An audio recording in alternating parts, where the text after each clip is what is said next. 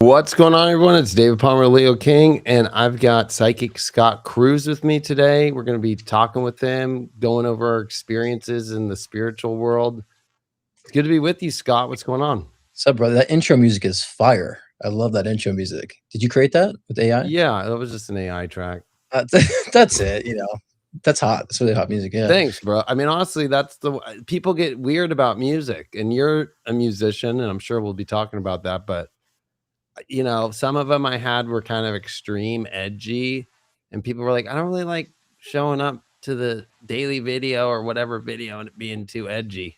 Like too And I'm like, rock, yeah. too And I was forward. like, you know what? That's true. And all my music I used to make on my own before AI, right? So Right. I used to make really I come from the old house world, right? Like Oh just yeah. chill, deep, funky house, like chill shit. Yep. Then I went back to that. I was like, oh, okay.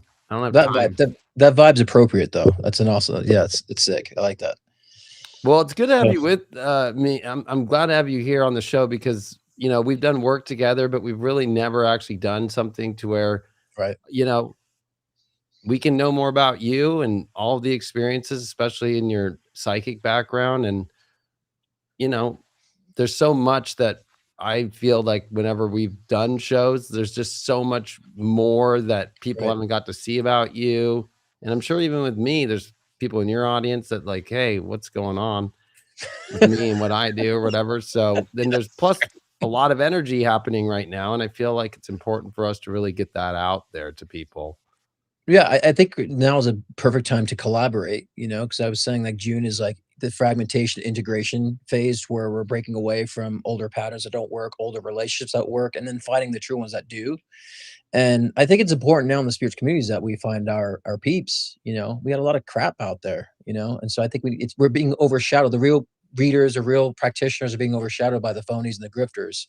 Yeah. And I think it's time that we kind of show more of that light, to overcompensate. And as David, this flipping, the masks are falling off, culture shifting, leadership is shifting right now. So even our communities. So it's important that we get together, right? All of us. Big time. So I want to have people know more about you. So what's some of your background? Like, what do you feel in this spiritual community is your greatest spiritual gifts and how did you get there? Well, I've been a psychic medium since I was 4. So, at the age of 4, I was living in a house with a poltergeist. So I was able to see, pick up on apparitions, pick up on, people have passed in locations. So I would say a Mm, physical medium I was able to, tap into as a kid. And I was also going through trauma. So poltergeist is created from those who have abilities, but also have trauma. So I was being, mm, I went through sexual abuse since a young kid. And so as I grew older, I was able to predict things. It was kind of normal for me to like forecasting, see, tap into spirit, from people who've lost their loved ones. And so, then I got into like religious cult, aspect in the Christian religion, mm. to exorcisms, possessions, so that even just deepened my perception about spirituality, what it is and what it isn't. And so when I broke out of the religious cult, that experience and went through agoraphobia, I know you went through too, and suicide ideation, sexual abuse. Then I went to cult of Scientology. I was finding my ways of where I can really dive deeper into knowledge of self. But I also had cult trauma from my past Mm. incarnations that I was experiencing this in this lifetime, which helped me to be more, I would say, really more intuitive and discerning about what's really going on. And so I was able to really enhance my abilities for people. Then I, focused on mentorship, I started YouTube like 3 years ago. I've been doing my work for like 13, 14 years, like professionally with clients. So I've been doing it for a long time. And I think like similar to you, we want to kind of break the falsehoods. I've been a loud voice for that, breaking a lot of the Yeah. falsehoods. And yeah, when you speak the truth, or at least try to, you're going to get, reamed a new asshole, right, by a lot of people. But I think it's challenging perspective, and that's important. We need to be challenged, so, but yeah, as a psychic medium is whereas my strong points, and helping people to kind of become more in tune to their own spiritual and higher consciousness ideas is kind of my vibe right now, for people. Did you have any like mentors in that was any psychic mediums, or was that something that just kind of clicked in you and you just started following it after going through a lot of the cults and you know Yeah, I mean, because it's like when you're like 4 or 5 and you see this shit, right? And no one else does. I actually mm, was the type of person like, "Y'all crazy. You don't see this?" Not that I was crazy. So, I think that's only because of my evolution of my soul has already been intertwined with mysticism that I just kind of knew at a young age. So I just practiced, and thank God I had parents that supported it, as well. And I connect with a lot of other people who had experiences, too. Because as you know, David, a lot of people have experiences that they don't talk about because they don't want to be deemed as crazy, right? And Right. so when you're bold about your experiences with the supernatural, then other people start coming out of the woodworks. Oh, I had this happen to me.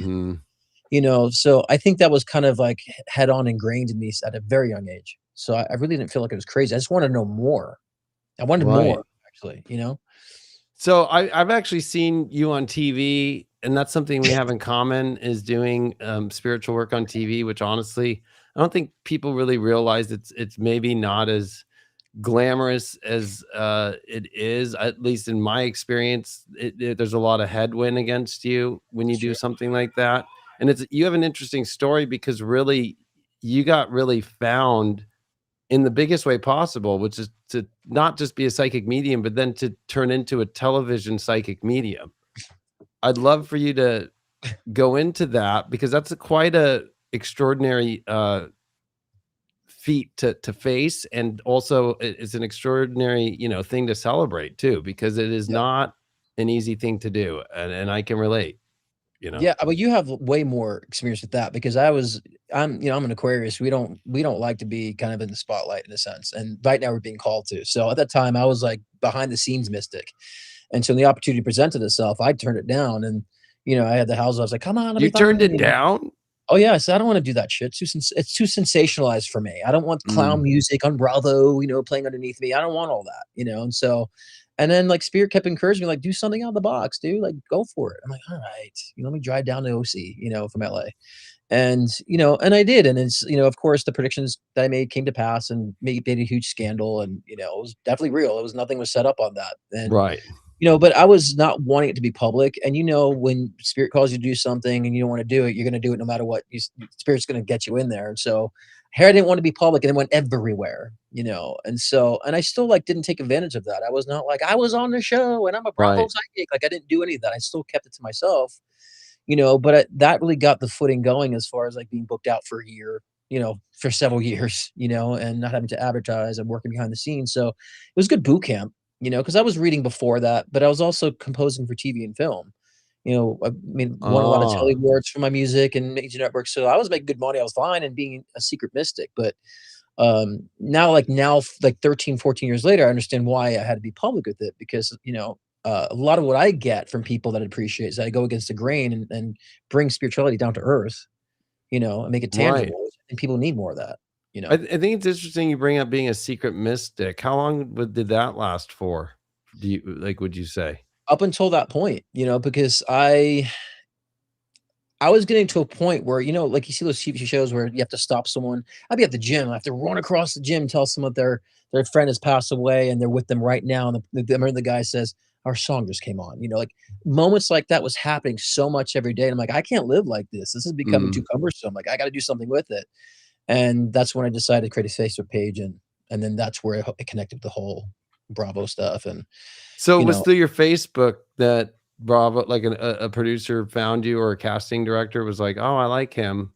Well, actually, Let's no, I was doing free readings in exchange for testimonials. I'm like, if I'm gonna do this shit, I need some legitimacy with it. And so, yeah, I did free readings. People would leave their reviews on me, and then one person had the contact with Tamara Judge, and then No um, way. yeah, and then I said, did she go to custody? I didn't know. Didn't know anything about the housewives. That was not my thing. Right.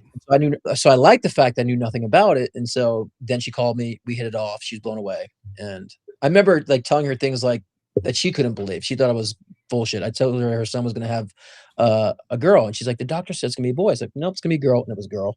There was so many things Wow. that was going against the reality of what the norm was, and she's like, there's no fucking way, and then it happened. So then she was promoting me like crazy because she's like, you gotta talk to this guy, and then it went on TV. There was another podcast, and I look back. This is where you inspire me, David, because like you like take these situations and run with them. I'm just like, whatever, But I'm like, I'm starting to learn how to do that now.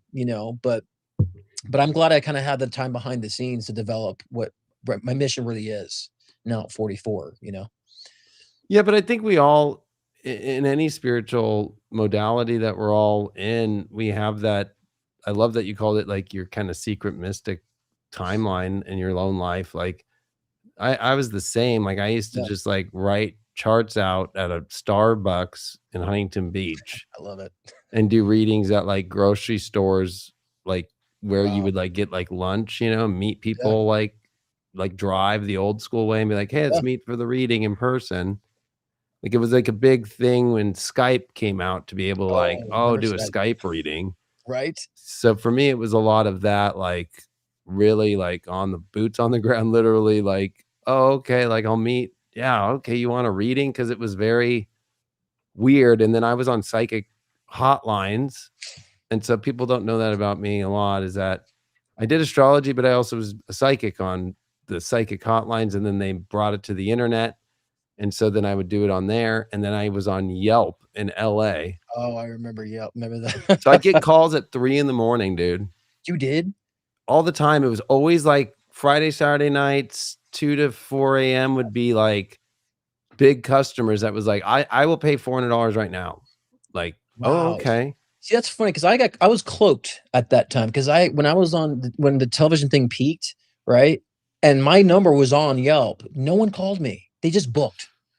And I was like, this is odd that I would expect more people scamming and spamming my phone Mm, right now because it's right there. They're not, they're just booking and they're paying on the being on the waiting list. So I was saying to myself, I'm like, I know spirit's cloaking me because I wouldn't be able to handle that. Like that is not my right. personality to deal with that. And so it's interesting you said that, but you had a drive. I mean, obviously you had a drive to want to establish that. I mean, to do that in that way and to begin that way, that's you practicing, right? So you actually had a drive then to do it, Yeah, I clearly. think there was a frustration of whenever I talked about astrology, people really stigmatized it, Yeah. and Yeah. so I think it was really difficult because like 2008 and 9 was the recession, and I was Right.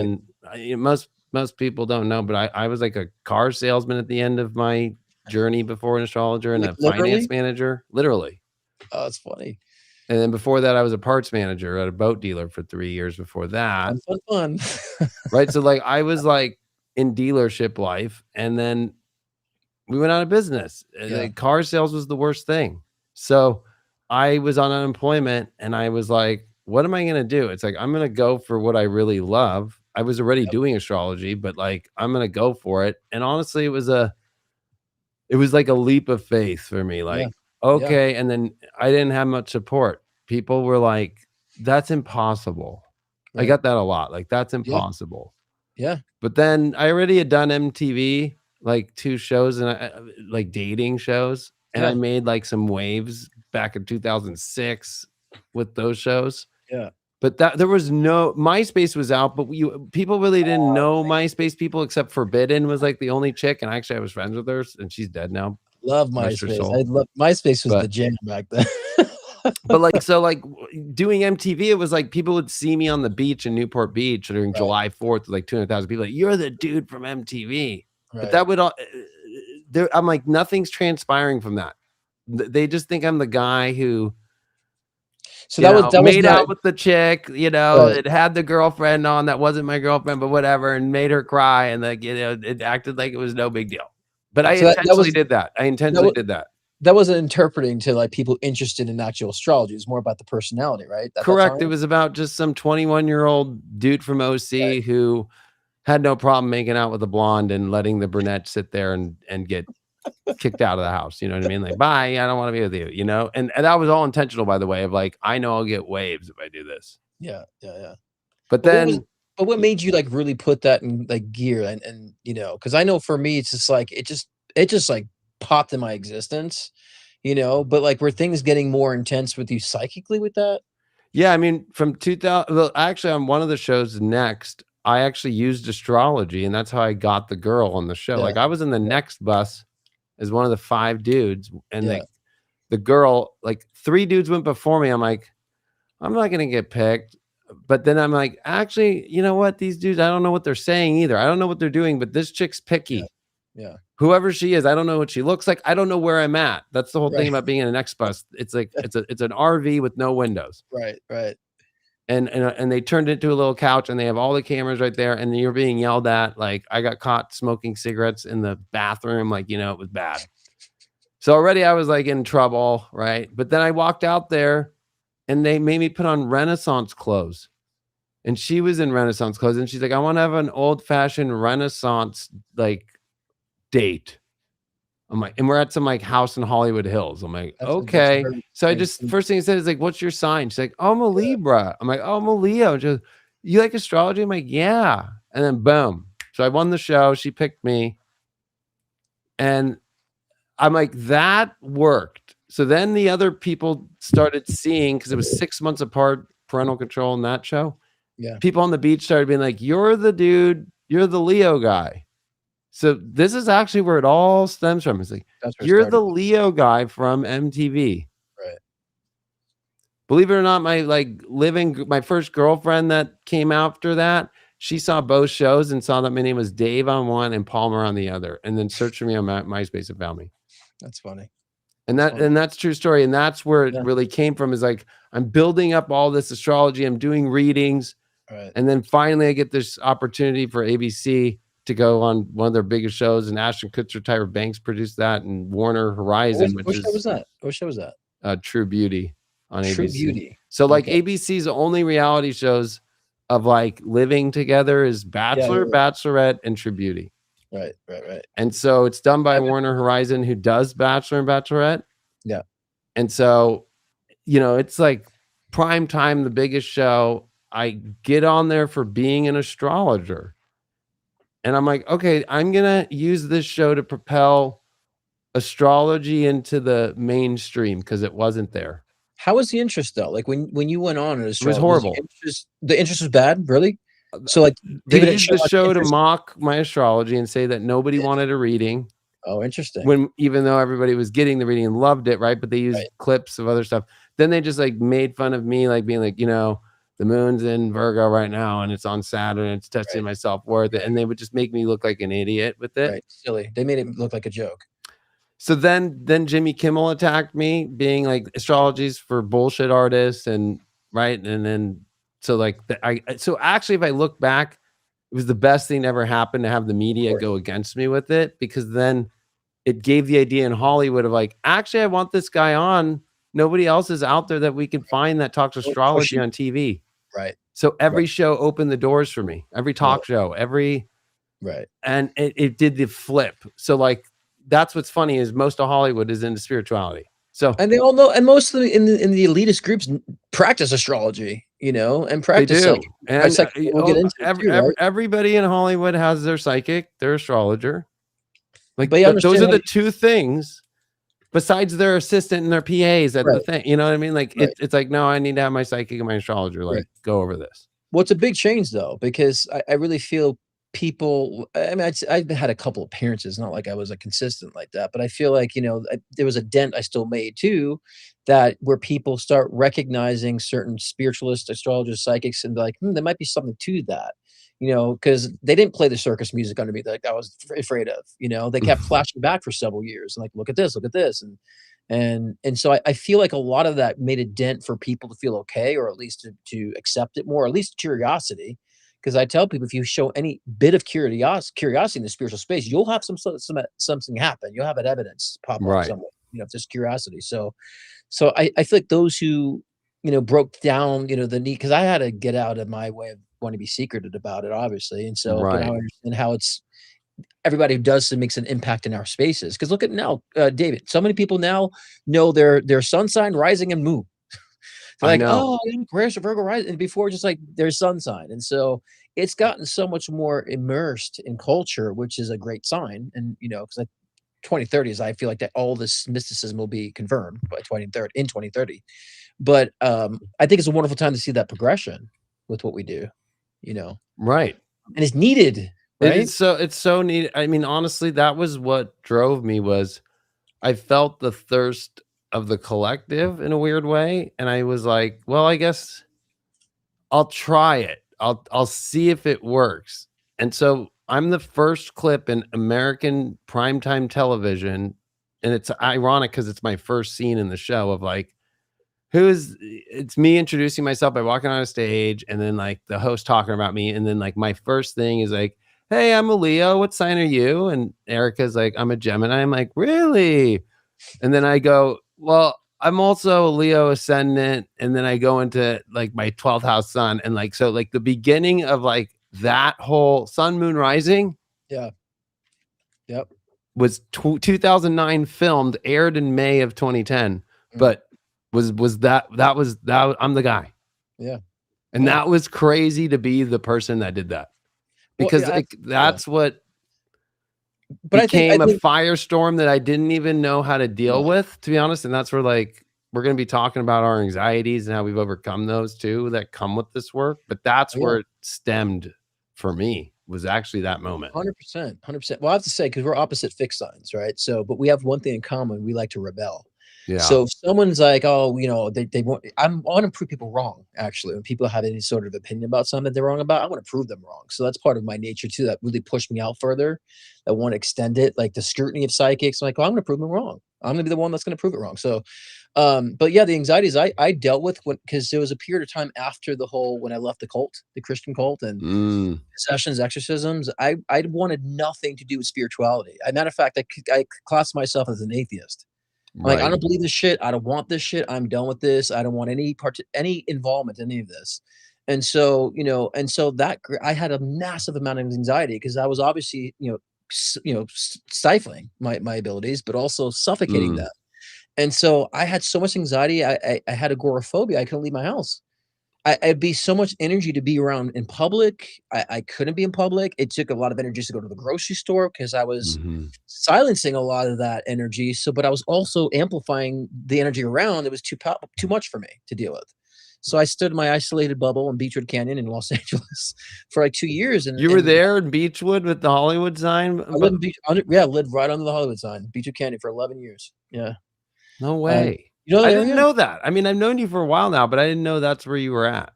Yeah, I was always on Franklin Boulevard, the No Bourgeois way. Pig, La Poubelle. I used to hang out there all I the always time. used to go there too. Yeah, That's weird. yeah, yeah. That's That was trippy. that was my piece. That was my place, man. But So that for honestly, for people that don't know, to be in LA and to have anxiety like that is next level. Like there's nothing more harder than that because yeah, it there you there's a feeling there that I can't, it's not undescribable, but it would add on top of agoraphobia times the 10. 100%. Anything that you're dealing with times 10. 100%. Well, also as an intuitive, I'm picking up on other people's anxieties. Yeah. And I literally, as a kid, I would see entities attached to people, and we talked about this before the show. I would see these kind of like squid looking creatures on the back of people's heads, kind of Mhm. controlling them. And people were not seeing things correctly. And then I realized as I got older, like there's certain aspects in our society that create anxiety because of brainwashing. You get into that too, like mind control through our culture, news programming and so forth. So, and then people get susceptible to that, and then they get these entities attached to them to where it distorts their perceptions. And Right. especially if you're suppressing your abilities, like you and I both did at that time, that actually amplifies our abilities more. We feel everything around us. Mhm. And I'm sure you felt and seen the heavy dark cloud over LA for a long time. I Oh, did, yeah. you know.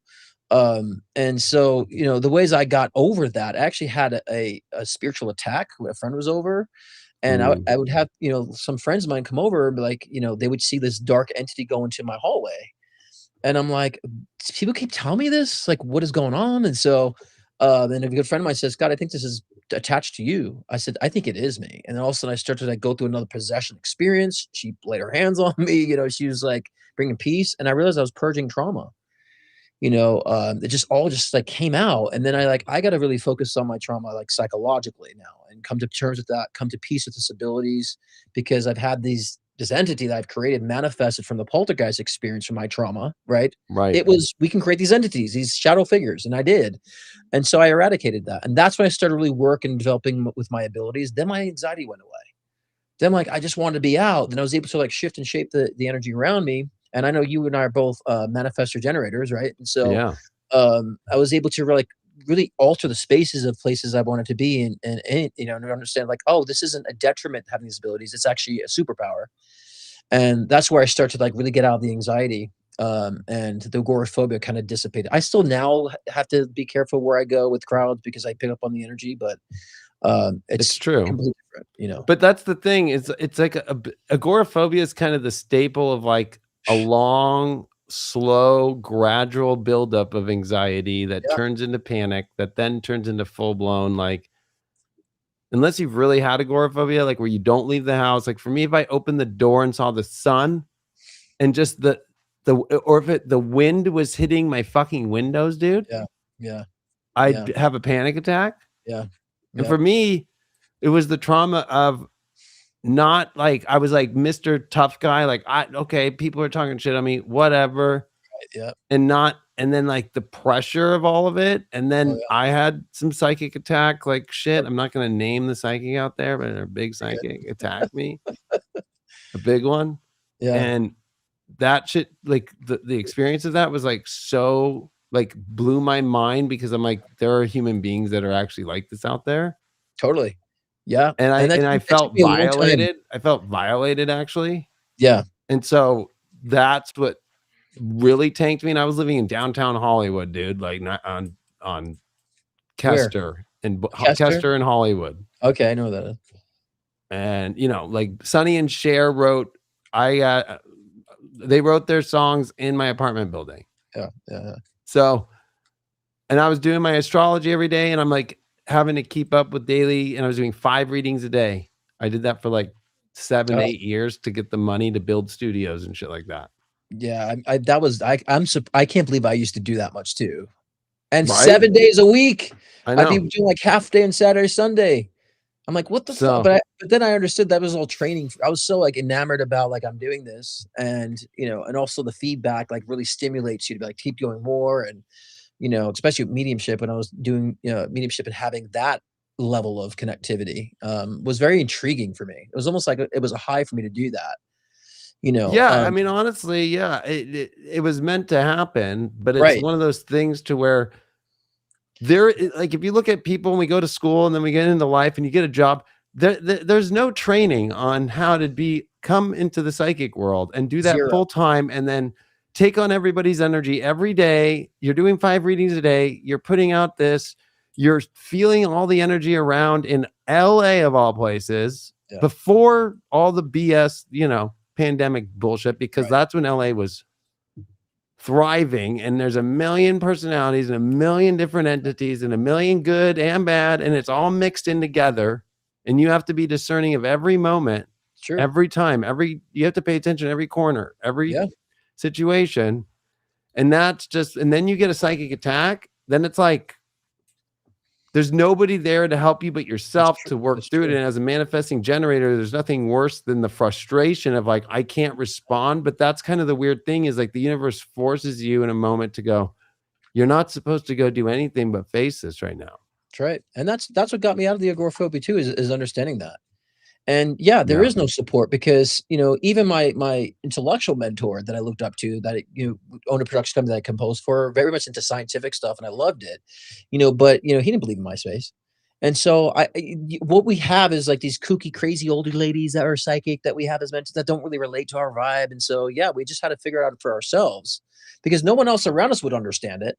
You know what I mean? Didn't really get that. An entity? What are you talking about? And so, yeah, it's kind of thing that we had to be pushed into like developing for ourselves. That's why I get so pissed off when people start like leaving like judgmental comments about things they don't know about what we've experienced. Like, yeah, we just all of a sudden just say I'm going to pick some sort of a presentation and it's going to be a psychic. That's what I want to put myself as. And we Right. somehow chose that. Like, I want that scrutiny. I want to have to prove myself to people. Fuck no, I don't. But obviously, it's what I am. I've owned Honestly, it I think that's a subject that you bring up just right there. To be in this work, you have to prove it every day. every fucking day. There Yeah. is no, oh, you got it wrong. You No, know, you can't be wrong. You cannot. I mean, doctors could be wrong. I get these clients all the time. The right. doctors are wrong. We cannot be wrong.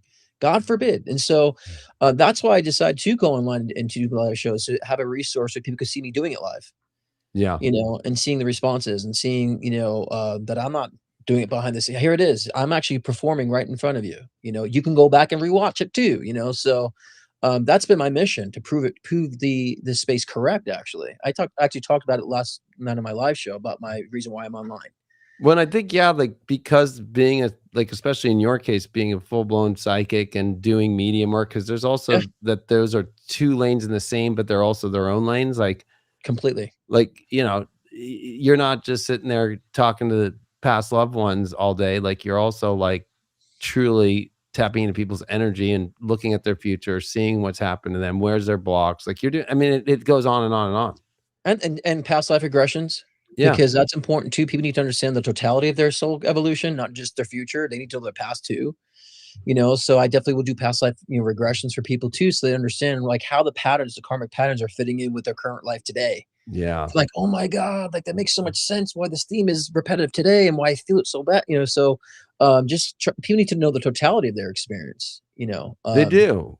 And as an astrologer, it's like, okay, we put out horoscopes, right? So it's like, I know what's going on for this sun sign. I know what's going on for that. And then, yeah, I do readings. So then, I do them on TV, I do them on YouTube. But like as an astrologer, the ultimate one is prophetic work, right? yeah, Like I'm going to predict years ahead down the road what's going to happen exactly and at the exact time.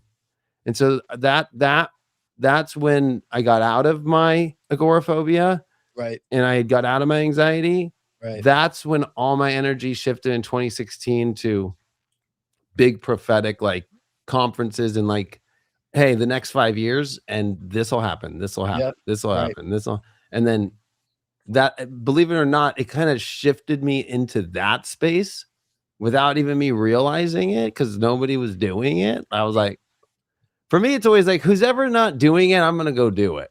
That's exactly my that's what I'm saying. We have that rebellistic approach. Yeah, I'm Yeah. going this direction. I'm not going with the herd. I wanna kinda lead the herd in some way, outside the mundane. But yeah, I mean, a lot of that we definitely share a lot of that in common too. But I think my work is what got me the suppression of my work of this ability got me into the agoraphobia and anxiety, where I was Yeah. having a lot of anxiety attacks and panic attacks no matter where I went, and also would get anxiety attacks about having an anxiety attack. That the repression of it created that, and then the acceptance of it got me out of it. So that was an Mhm. interesting thing. I recognized that, oh, this I is mean, pretty powerful I shit. hate to say, I don't wanna I actually don't wanna put that out there as saying that it's a rite of passage, What do you mean?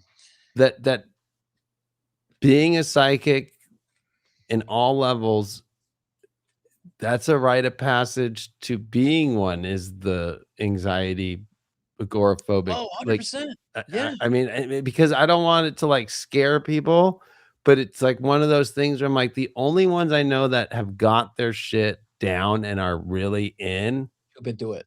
they all have that same story. I'm You've like, been through it. We've been through shit. Yeah, the happiest people have been through some shit. But what I look at it as it's such a power that when you have such this open channel, just shit's coming through, you're reading everything. It's not controlled. It's not, defined. There's no threshold for you. So when we become more knowledgeable about it, I tell people now to become knowledgeable about it now, how you can open and dictate the channel so you don't have to go through so much of that. But I agree with you in a sense that they kind of have to go through that.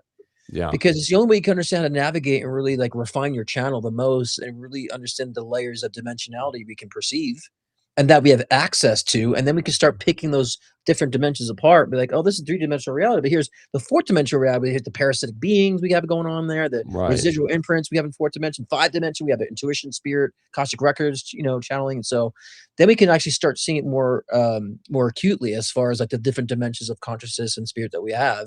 So it's not so overwhelming. I think a lot of it's just so overwhelming, and yeah, Yeah, I mean, the thing to me, the astrologers who are also psychic and intuitive as like you are most effective because then you can say, here's the blueprint, but also here's how we can shift and change certain parameters, utilizing this energy and how to yeah. harvest the energy.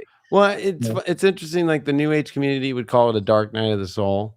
Right. But, like, what's interesting is, like, as you're Mm. sitting there naming the dark entities, all these different things, understanding these dimensions, right? If you actually think about it, to download that info and plug it in and to actually live it every day, what that whole experience is letting go of the false self Right. that we all got sold on when we were kids. 100%. Yeah. Like the greatest trauma is the human waking up out of the illusion, right? Right. And so that's what it really is. Cause now it's like you could say all that stuff and be in all that and help people, and it's like second nature now. But Right. to go through that process, there's something that gets you in, and you're like, I got this. This is like, Right. I'm totally curious and I'm interested and I'm embedding into this. But then it's like, oh wait, all of that becomes so much Yeah. that to like really figure that out is difficult. Yeah. Oh, it's very, but that's, I agree with you 100% that that's the rite of passage that you're supposed to. Because Yeah. how the fuck are we gonna know how to juggle energy if we don't experience the intensity of it? If everything's just fucking unicorns and rainbows, how are we gonna know how to maneuver the energy, balance the energy if we don't experience the duality of that? And so I'm thankful. I'm like, I sometimes I seek more of that to understand, to go a little deeper, to challenge myself to go a little further, Right. But that's since that, moving on from this area, I really feel that's where I don't have anxiety anymore. Yeah. I almost the only time I feel anxiety is when I'm reading somebody. Like, in my own life, I don't feel that anymore because I understand now how to manipulate and to maneuver around the energy. Right. Um, and being a manifestor generator, similarly to you, it's like I've noticed now in the past how I was able to create the spaces, shift the spaces, and Yeah. alter things, just unconsciously. So doing it more consciously has been very healing. But this is what I think people, the media, the governments, this world is suppressing within a lot of people. And Yeah, I we were think talking that's a about great mindful. way to tie in where we're going next, which Mhm. honestly, like consciousness is being talked about even on the levels of government now. Oh, yeah. But there's Yep. also mind control. Like it's kind of crazy. Like the whole MK Ultra hearings are going to happen in Congress on Tuesday. It's crazy. I mean, that's great. I mean, it's all coming to light to a certain degree, or at least coming to people's consciousness who didn't hear about it. I've done Yeah, a couple shows about MK Ultra. People are like, "What's that?" I'm like, "Are you kidding? You never heard I of the know. MK Ultra experience?" I mean, and now they're infiltrated with social media. It's not so overt now. And I was telling this before that people are just saying, "Oh, we're about to have a civil war." I think we've been in a civil war since the fall of 2016. It's just integrated. Oh, because we're not shooting guns at each other, we have a war with our minds right now with social media, identity politics, all this other fragmented ideologies that's creating this division. We're already in a civil war right Right. now. Yeah, And because that if you and look that's at not the great. numbers, right? Like people like it's 72% less people see friends than 20 years ago. Oh yeah, I believe that. And that's everybody. If you actually look at your life when you're growing up and you hang out with your friends, Yeah, so it's isolating everybody, and that actually is like the worst thing that it could do for your mental health, your physical health. Birth 100%. rates are down. Everything you look at all of it, people's happiness is down. And so they've already created that. And so I think what's interesting about MK Ultra is that, everybody kind of thinks it's some science thing. It's psychic warfare. It's psychic warfare, 100%. 100%. I mean, the experience were to learn how influential they can be with human consciousness and the mind. But especially, and you've seen that patent there's a patent out there where they were able to manipulate neurological pathways through blue technology through monitor screens. Right. Like, there's an actual governmental patent to do this. Yeah. So, and the whole blue light technology has been another thing in question, whether or not how that's influential on our consciousness and how susceptible we are.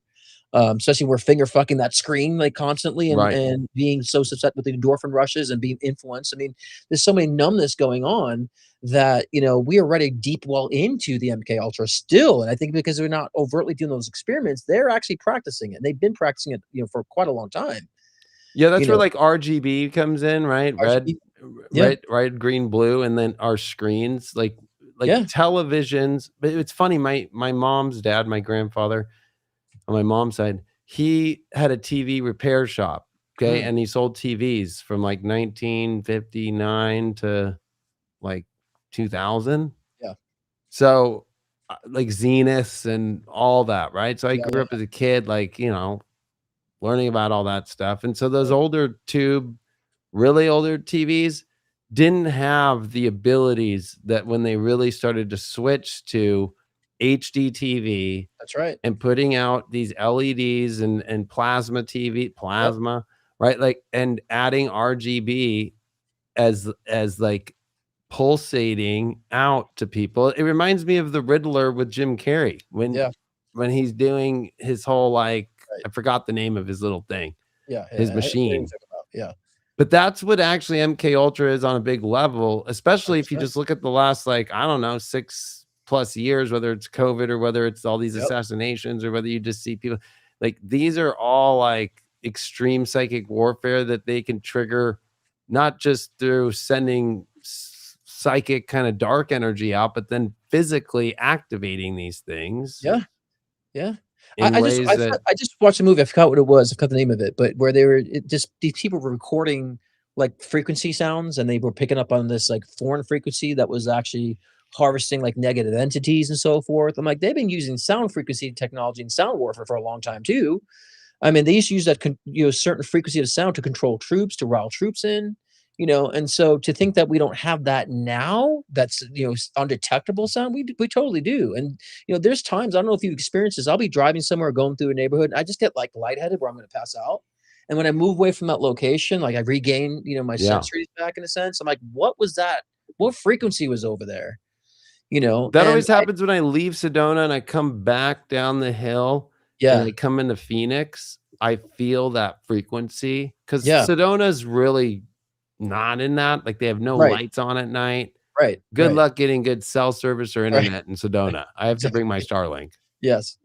But like once you get down, oh boy, you feel The especially you have to dichotomy. be in Sedona for like a good couple, like 2 to 3 full days to really be Right, out of it. And then to come back in, you feel it. You're like, oh, and then I right, almost feel like I'm not even physically in my body, and I'm like, what it and then you have to, like, stop for a sec when you get gas and just be right. like, "Alright, let me walk around, let me ground in this," and, like, It "Okay, I'm back to disorients you. myself." Put on some Yeah, music and frequency, change it out. yeah. Yeah. It just and so people are always, like, talking about, like, it's like, 5G is the issue. I'm like, it's not 5G that's the issue, it's what they're gonna do with 5G. I'm the Mhm. conspiracy theorist. I'm like, I believe there's metals in vaccines that if you take those certain vaccines and they can alter 5G to alter people's Yes. perceptions and behaviors, I'm very conspiratorial in that nature, that I believe they are using metals to in way to especially within the chemtrails. I mean, that shit pisses me off so much when I see these Yeah. chemtrails. I get disgusted by it because I know what the effect is on a lot of people. Whether it's malicious or not, they could be doing just for the weather, but the effects that it causes, I know it's a huge change in people's behaviors. I mean, Prince Oh, said it yeah. before he died too. People are argumentative. I get irritable when it's out there. I get headachy. And so, these are things that I feel like we need to question whether or not, they're deliberately to, impose harm, but there's the effects that we need to be paying attention to, when it comes to these things. Right, I That's all. think you're right about 5G. It's like it's more like those things, like you said, the metals that are in the vaxes, that are in the Yeah, sky, then people are looking at a phone that literally pulsates every couple seconds, right. this ultraviolet like light, this UV, right? And if you watch every old MK Ultra video when they put the person's eyes wide open, and what are they doing? Yeah, They're exactly. pulsating red light. Yeah. Reminds of Clockwork Orange too, a little Right? bit too. It's I true, mean, and so everybody's gone psycho yeah, because when you look at your phone, and you it's what's true. crazy is you don't see it. You have to actually use the right camera to, like, see it, Yeah. but Did every you day, everybody's getting every day, and and the thing is with this whole blue light shit, you remember that there was those, I think it was like the hurricanes or tornadoes that were happening, and then all these like blue things were like unscathed by the storms, Yeah, like something like the blue it roofs, the blue right. yeah.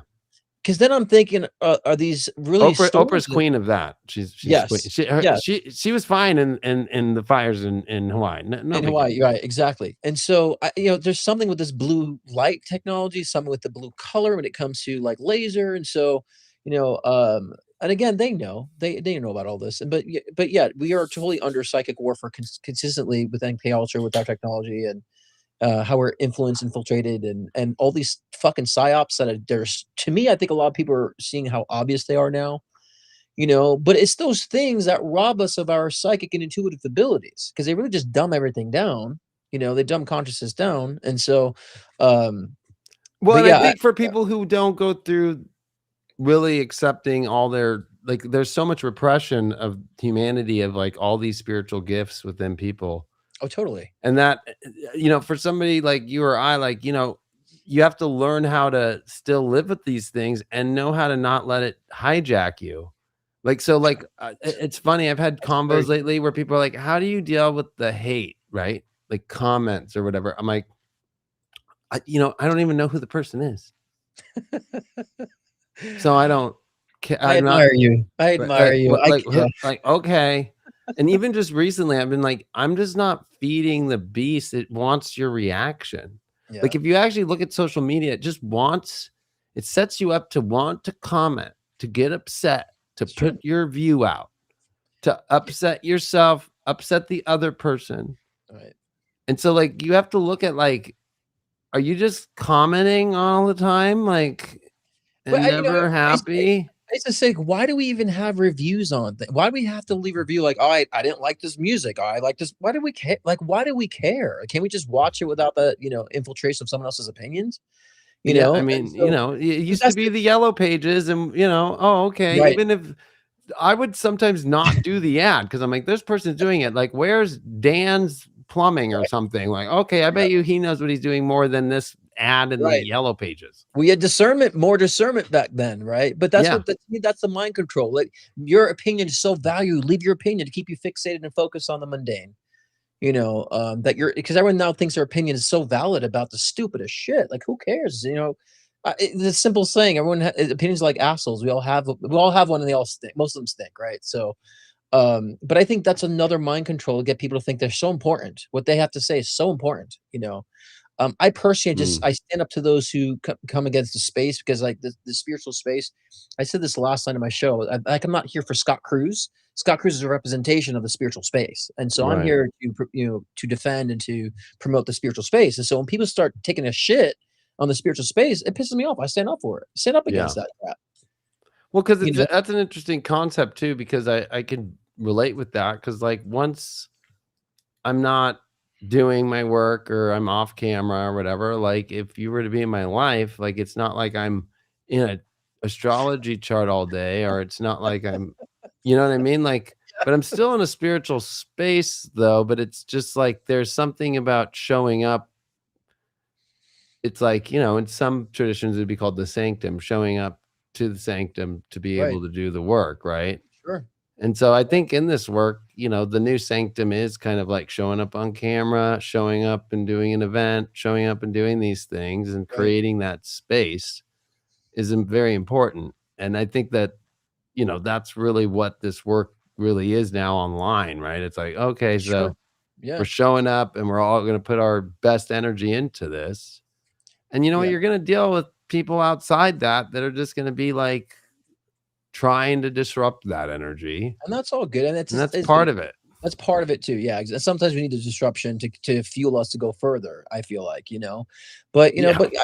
but talking to you off camera, like this is how we talk even in our personal lives too. It's not like we're such a Oh, big yeah. stretch. I'm not buried in like quantum physics and reading when I'm on personal time, but my views are my views. And I had certain people say that I've worked with before saying that you keep saying I think I want to know what your psychic predictions are. I'm like, My thinking is my psychic ability. It's who I Yeah. am. So when I think about something, that's a read for me. Right. So intertwined. And I think there's a lot of people that don't have that intertwined in their daily lives. They're just posing on that. Being a front on that. That's why I think through all this Well, I think bullshit. it's important to think, especially with mind control, right? Like you have to I'd go, say is that. this my thoughts or is this another entity coming in or is this another Right. frequency coming in?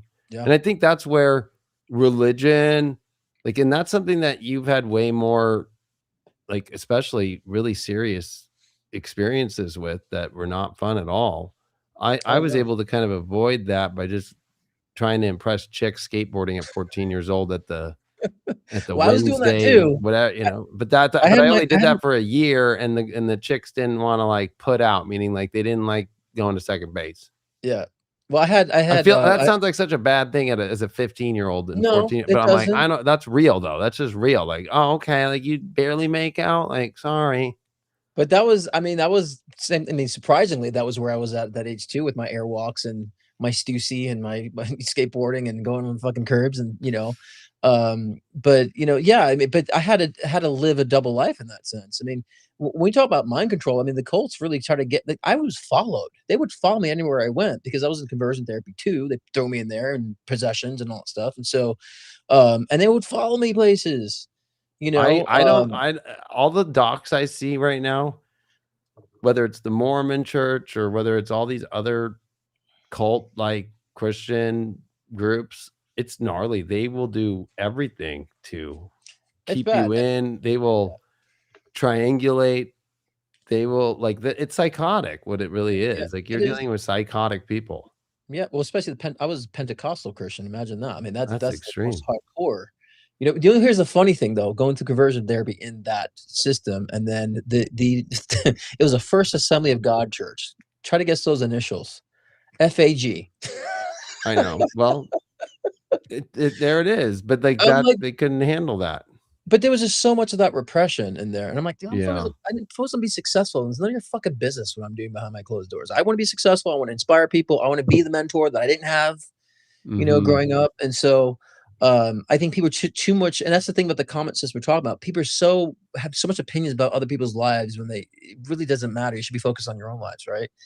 Um, but what do Right. you But think? it's interesting to see, if you look at the Catholic Church, like there's a pope, and like so like with AI or with like things that are happening, like his opinion now is like, oh, that's separating people.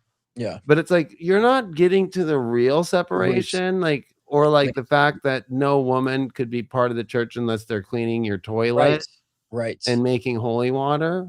right. Like, I mean, like it's pretty gnarly to see that people, the majority of the world, whether it's Islam or whether it's That's true. That's true. Christianity or It's not just, Catholicism yeah, it's or not just, Eastern right. Orthodox, which is when the Great Schism of the 1050s happened. Yep, I mean, it's everywhere, and there's people that are afraid to.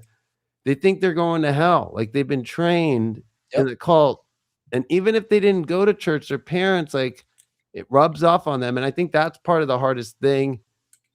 Probably, I would love to ask you: was that a hard thing to let go of, or was it because you went through such crazy shit that it was easy to let go of, or did Well, you have some really tough yeah. times letting it go?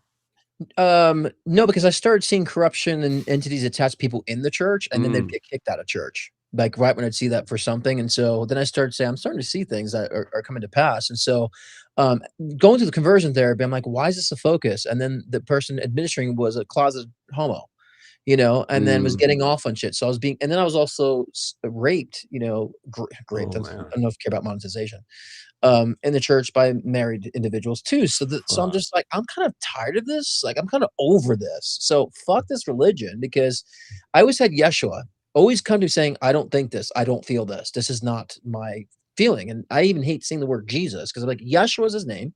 And Jesus has got so contaminated with Christian nationalism. I'm disgusted by Jesus. It's Yeshua. And so that gave me the strength, especially going through suicide ideation. I tried committing suicide 3 times because of all this. I'm like, if I'm Mm, going to go to hell, that's let's do it horrible. now. I'm sorry, what do I need to like try to prepare for? So, and then each time that when I came to, and I'm just like, there's something more. I felt there was something more. There's an underlying strength that pushed me forward, and I started seeing the bullshit about this can't be what God is. This is Right. like man-made narcissistic garbage, for control and hypocrisy. And so I'm done, So I actually had the strength to overcome, but it took, 3 suicide attempts to come to, That's you gnarly, know, and, and I'm and so at the time, sorry like, you've had to go through that. well, and my parents are, like, close to me now, but they bought into the cult. We all thought I was going to hell, and all that stuff, and so Wow. if it wasn't for dating like, then I was dating a black girl, then that was sinful because I had a black woman that I was dating, and then the conversion therapy shit for that, like, it's like, "Oh my god, like, what the fuck?" And so, but that actually, I feel like I was already prepared for that, That's a stack of just really being racist, being homophobic, and raping all in the same moment. Like, that's crazy. Yeah, I mean, but it was a long trip, but, I knew, I'm sure you know this too, David, the stuff that you go through, like, you just know that you were meant to go through that stuff, especially being sexually abused by a family member too, right? And going through that, mm, like, so all that trauma, it's like, I look back, I'm like, I'd do it again, because the just things that I've learned, how my soul and conscious has expanded because of that, I do it again. And now I understand why, we go through certain challenges, right. because they're really defining.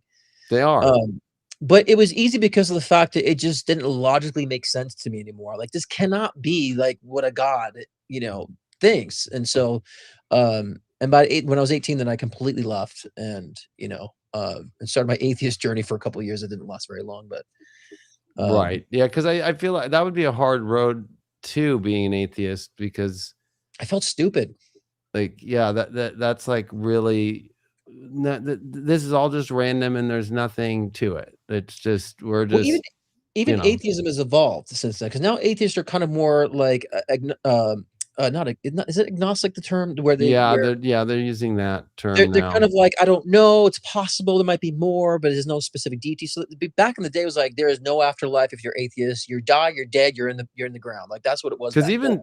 even Satanism at least believes that they're going to somewhere too, like, and that there is a spiritual entity. So that's what's really Yeah. weird about Well, Satanism has atheism. also has been interpreted falsely too. Like, there's Correct. this, it's like Satanism is it just means rebellion. Satan is actually not an entity; it's just Right. rebellion. It's anti-establishment. So Yeah. even in Satanism, they teach about like letting honor people's their perspectives, their points of view. It's not about killing children. Like, Or those who even animals. They actually all have animals and stuff. Some of them do ritualistic stuff, but like they're those are actually like, cultists. yeah, Yeah, yeah, the cultists, yeah. like the Hmm. satanic, like, it's just people are so misinformed when it comes to the true nature of what Satanism is or what occultists are. People just lump it all into the same thing because they're ignorant to a lot of that. So, I use dark energy all the time to be able to, enlighten myself, to push myself to become a better version of my soul, a better version of myself. So I will go into the depths. We call it the left hand path. Mm, In Kabbalah, they have the tree of life, and the yeah. inverted is the left-hand path, and I chose a lot of left-hand paths ideas. I would rather have it harder so I can evolve and not have fucking karma than be saved from it and having to repeat things. Yeah. And And that's in New another Age mind terms, control. that'd be doing shadow work, Right, but that's what you know? the religion, is the to me, the parasite of religion is like, "Oh, you have a savior that will save you from your sins. All you have to do is repent and pray," but there's no evolution to that. That just throws you right back into the reincarnation loop, So then and then people don't realize that. I want to ask you, because since the pandemic, I can't even say COVID, or it's just so, I hear especially you. everything that's come out in the last 2 weeks, that's to like triple prove it was all fake, right? Like all the emails are out now. Everything was fake. Yep, But oh, even in like, the Epstein files, there's a so lot. I hate even having to say a word for it. I hate I it. hear you. I hear you. But there's been a lot of, whether it's tarot, it's been hitting the tarot community a lot, but it's also hit psychics and astrologers, of them all leaving to go to the church and to change their channels and say, no, I'm for Jesus now. And there was just another one just yesterday that just left, that one of the biggest tarot channels that just left, deleted all of her videos and said, I'm doing it for Jesus. Like, But you know what why do you though? think psychically is happening to these people? I think they're all frauds, and they feel guilty, so they go to religion because they were doing something fraudulent in the spiritual communities. They're not truly there's a lot of phonies on there. So I don't think they're really true practitioners, Mhm. because if they were, they would understand that our species is evolving out of the religious trauma. That's why it's so polarized right now. Christian nationalism and then, the LGBTQ is so polarized because we're trying to pluck out the from past incarnations of needing a savior, right? The religious bondage that we all have, all of us collectively have that in our subconscious. Because when we all think about something, we all think about it is, am I going to hell? Is God watching? We have that embedded in us. So I think it's more kind of a test of times of showing that, people are looking for something more than what they've been doing and the master falling off. But that the religion is somehow going to evolve into becoming the falsehood that it really was, that's turned into. And that's Mhm. by 2030. Because I think also, a lot of things disprove the Bible. Dinosaurs do, and extraterrestrials will definitely disprove Right. that too in the future. So, but that's just another crutch. I just see a lot of people go to Christ is because they feel guilty for scamming, spamming, you know, fall into drug addiction, you know. So Mm. I think that's the nearest crutch they can grab onto when they feel like they need to make amends or have any sort of, guilt. Yeah, because it really is the one place where you're forgiven for being Anything. a piece of shit, basically, and then you've got a community of people who will support you. It's like piece of shit anonymous, Yeah. right? Oh, Yes. like, you know what? I treated everybody like shit. I was a Your sound. Is it sound there? No, I'm back now, but There you go.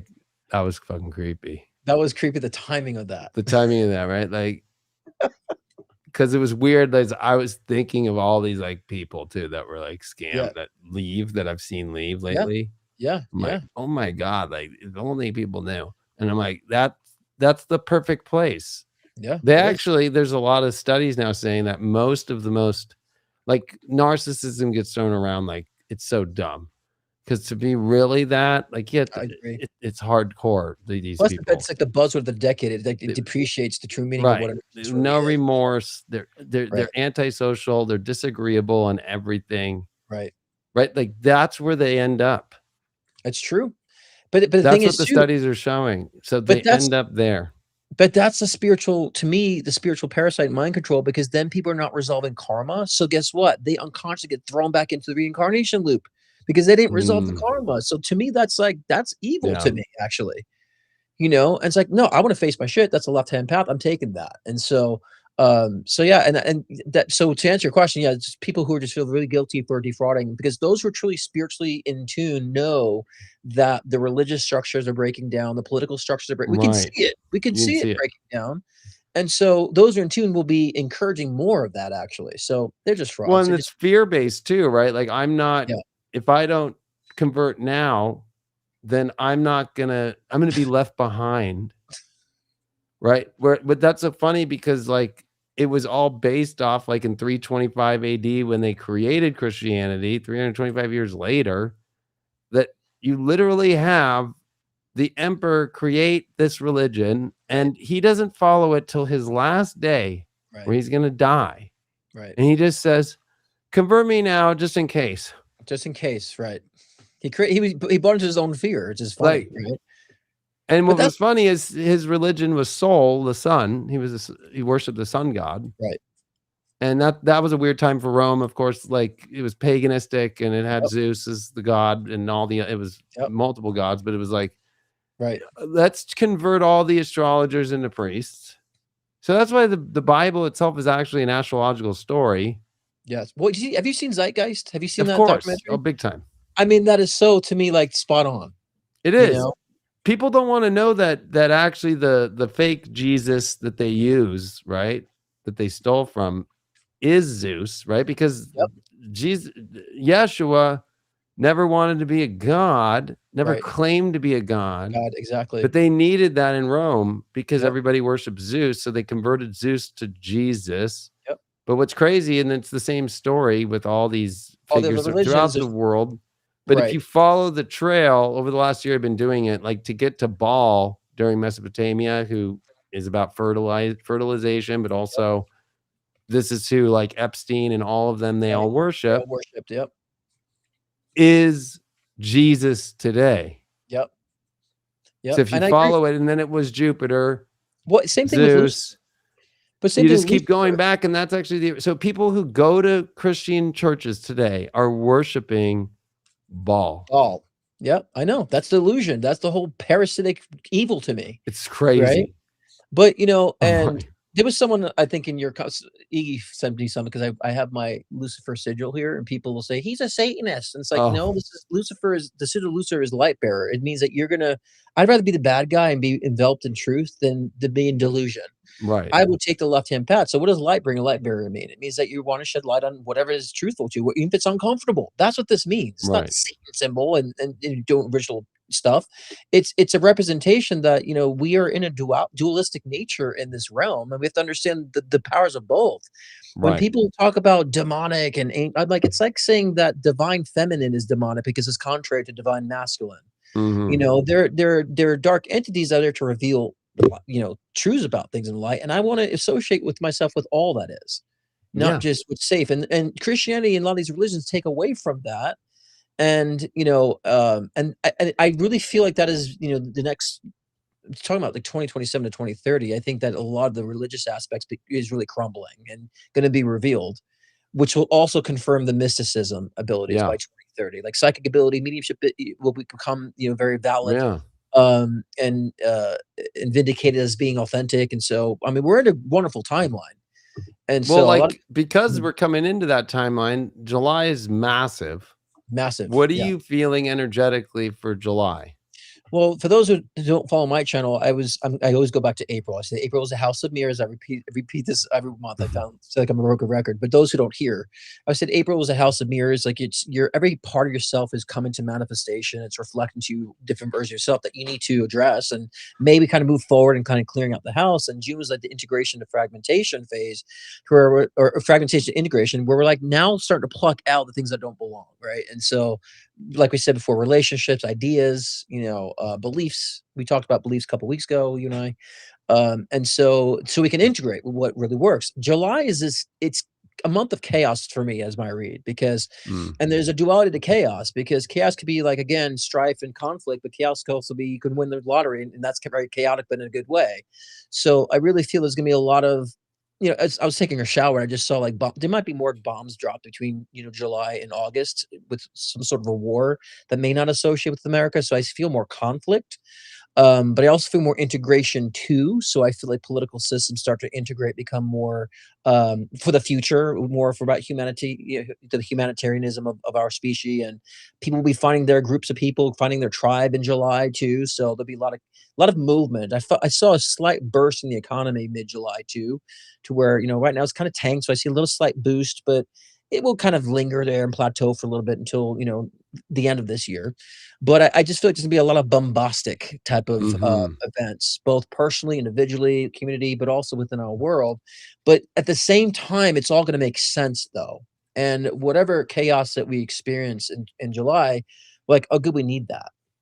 We need that chaos. And so I think it's an important time now to really understand what your tribe is, to sound very simplistic and cliche. What is your tribe? What is your people? What is your vibe? Are you following fake gurus? Are you following people just parroting bullshit? Are you getting into the MK Ultra embedded in our society? Or are you standing against that? All that reflection realization will move you in gear. And I also feel that the first part of July is all about like grounding and foundation and home. So I Mhm. feel like in order to be able to go out and mingle and explore, we need a great foundation of home. So I think that'll be a huge emphasis like in the first week of July so again, those who need to move will move. Those need Yeah. to explore new location will explore new location or even travel so as they have their foundation of the hub foundation. So there's a lot of busyness for July and a lot of realizations, a lot of revelations on things too. But I label July as integration to celebration because I think a lot of us will be finding our groups of people, our voices, our perspectives, and integrating that with others. And so that will be individual, but also collective. How You do you know, think people will deal with anything in their life that's false, whether it's a job or a relationship? well, we Like talked about any of the crutches, right? Like the crutches. The the people AA that are living on crutches right now spiritually. and going in the AA beds, as excuse Yeah. to be an addict. Well, I think that you and I we were joking about that in LOL a couple months ago. That's where the layers are starting to be peeled off. Mm. So I think a lot of people are starting to recognize that slowly. So the process has been slow, but for a lot of people, it will feel like their crutches have been beneath them. But that's why we need people around who are giving accurate information or authentic information to help guide them. But it's not going to work well for a lot of people. A lot of people are not going to know where they stand, and a lot of people even feel that now. But I think it's going to be a huge wake up call for a lot of people to understand what they're going to grab onto. But that's where the chaos is going to transpire when you start pulling these plugs for people and those who've not been conscious. Spirit likes to pull the rug beneath you, so you wake up. There's gonna be a lot of that, Yeah. a lot of zombie energy, a lot of the NPCs driving off cliffs too, is what what I see. Jumping You out of know, buildings like in Matrix 4, just like behind swarm mode. yeah, exactly. Yep, yep. What is your? Do you have a chart for July, David? To Oh, pull up? dude, yeah, and by the way, like July is in a 20 and 24,000 plus year, once in a I can't say lifetime. It's once in a lifetime for all of us, but it's once Yeah. in what How we many years? know until the fucking true disclosures ever come out Yeah. of however long we've been here or if we're aliens or whatever it is. Oh, I It's believe that. never happened before. So Mhm. July 2026 is the month that never has happened, that will never happen again, Wow, interesting. and it is the most interesting astrology that's ever happened of all time. Wow. Like, which is kind of an interesting. Isn't that fucking exciting though? Because I've been saying Yeah. like this past like this even the cat. I'm excited about this timeline. that we get to witness this timeline, Oh, yeah, I mean, honestly, we're fucking, like, blessed to be here. It's actually right? got a lot of blessings to it, but it's one of those things that honestly, like, I worry about it because when you actually see this alignment, so I will share this chart here. We'll do my entire screen here. No audio. There we go. And I'll put us on the side here. Or actually, we'll look kind of cool like that. There we are. Yep. So I want to just show actually June 29th. Like we're gonna see a full moon, Mercury go retrograde, Mars come into Gemini, and Jupiter is coming into Leo that night, all in one day. Wow. That's That's June. how You said June 29th? June 29th. So it actually is like a weird doorway into the biggest doorway that will ever happen in our lives. But also, like, I kind of feel like, we talked about like rite of passages. Right. There is something about how you exit this month of how well it will really go, because if you kind of come here to July 19th and the 20th right here, this is like monumental. I'll move the chart to actually get it way like exact. Like it'll be really kind of crazy here. Like here we go. Let's get that to 4 degrees. So the 18th into the 19th and then the 20th, the actual day. But I feel like it's a lot. This is also in Mayan astrology. The days where the spirit world comes through, and I'm not talking about dream spell. I'm talking about like the real Mayan. It's called the Waib. Yeah. And it's where the spirit realm comes in between. It's a 5-day period. Interesting. I was born during the Waib, which is kind of crazy. Oh, yeah? Oh, yeah. wow. So it's like July 20th through the 25th. And so what effects will that have? Would that heighten people's it's actually not a very nice thing.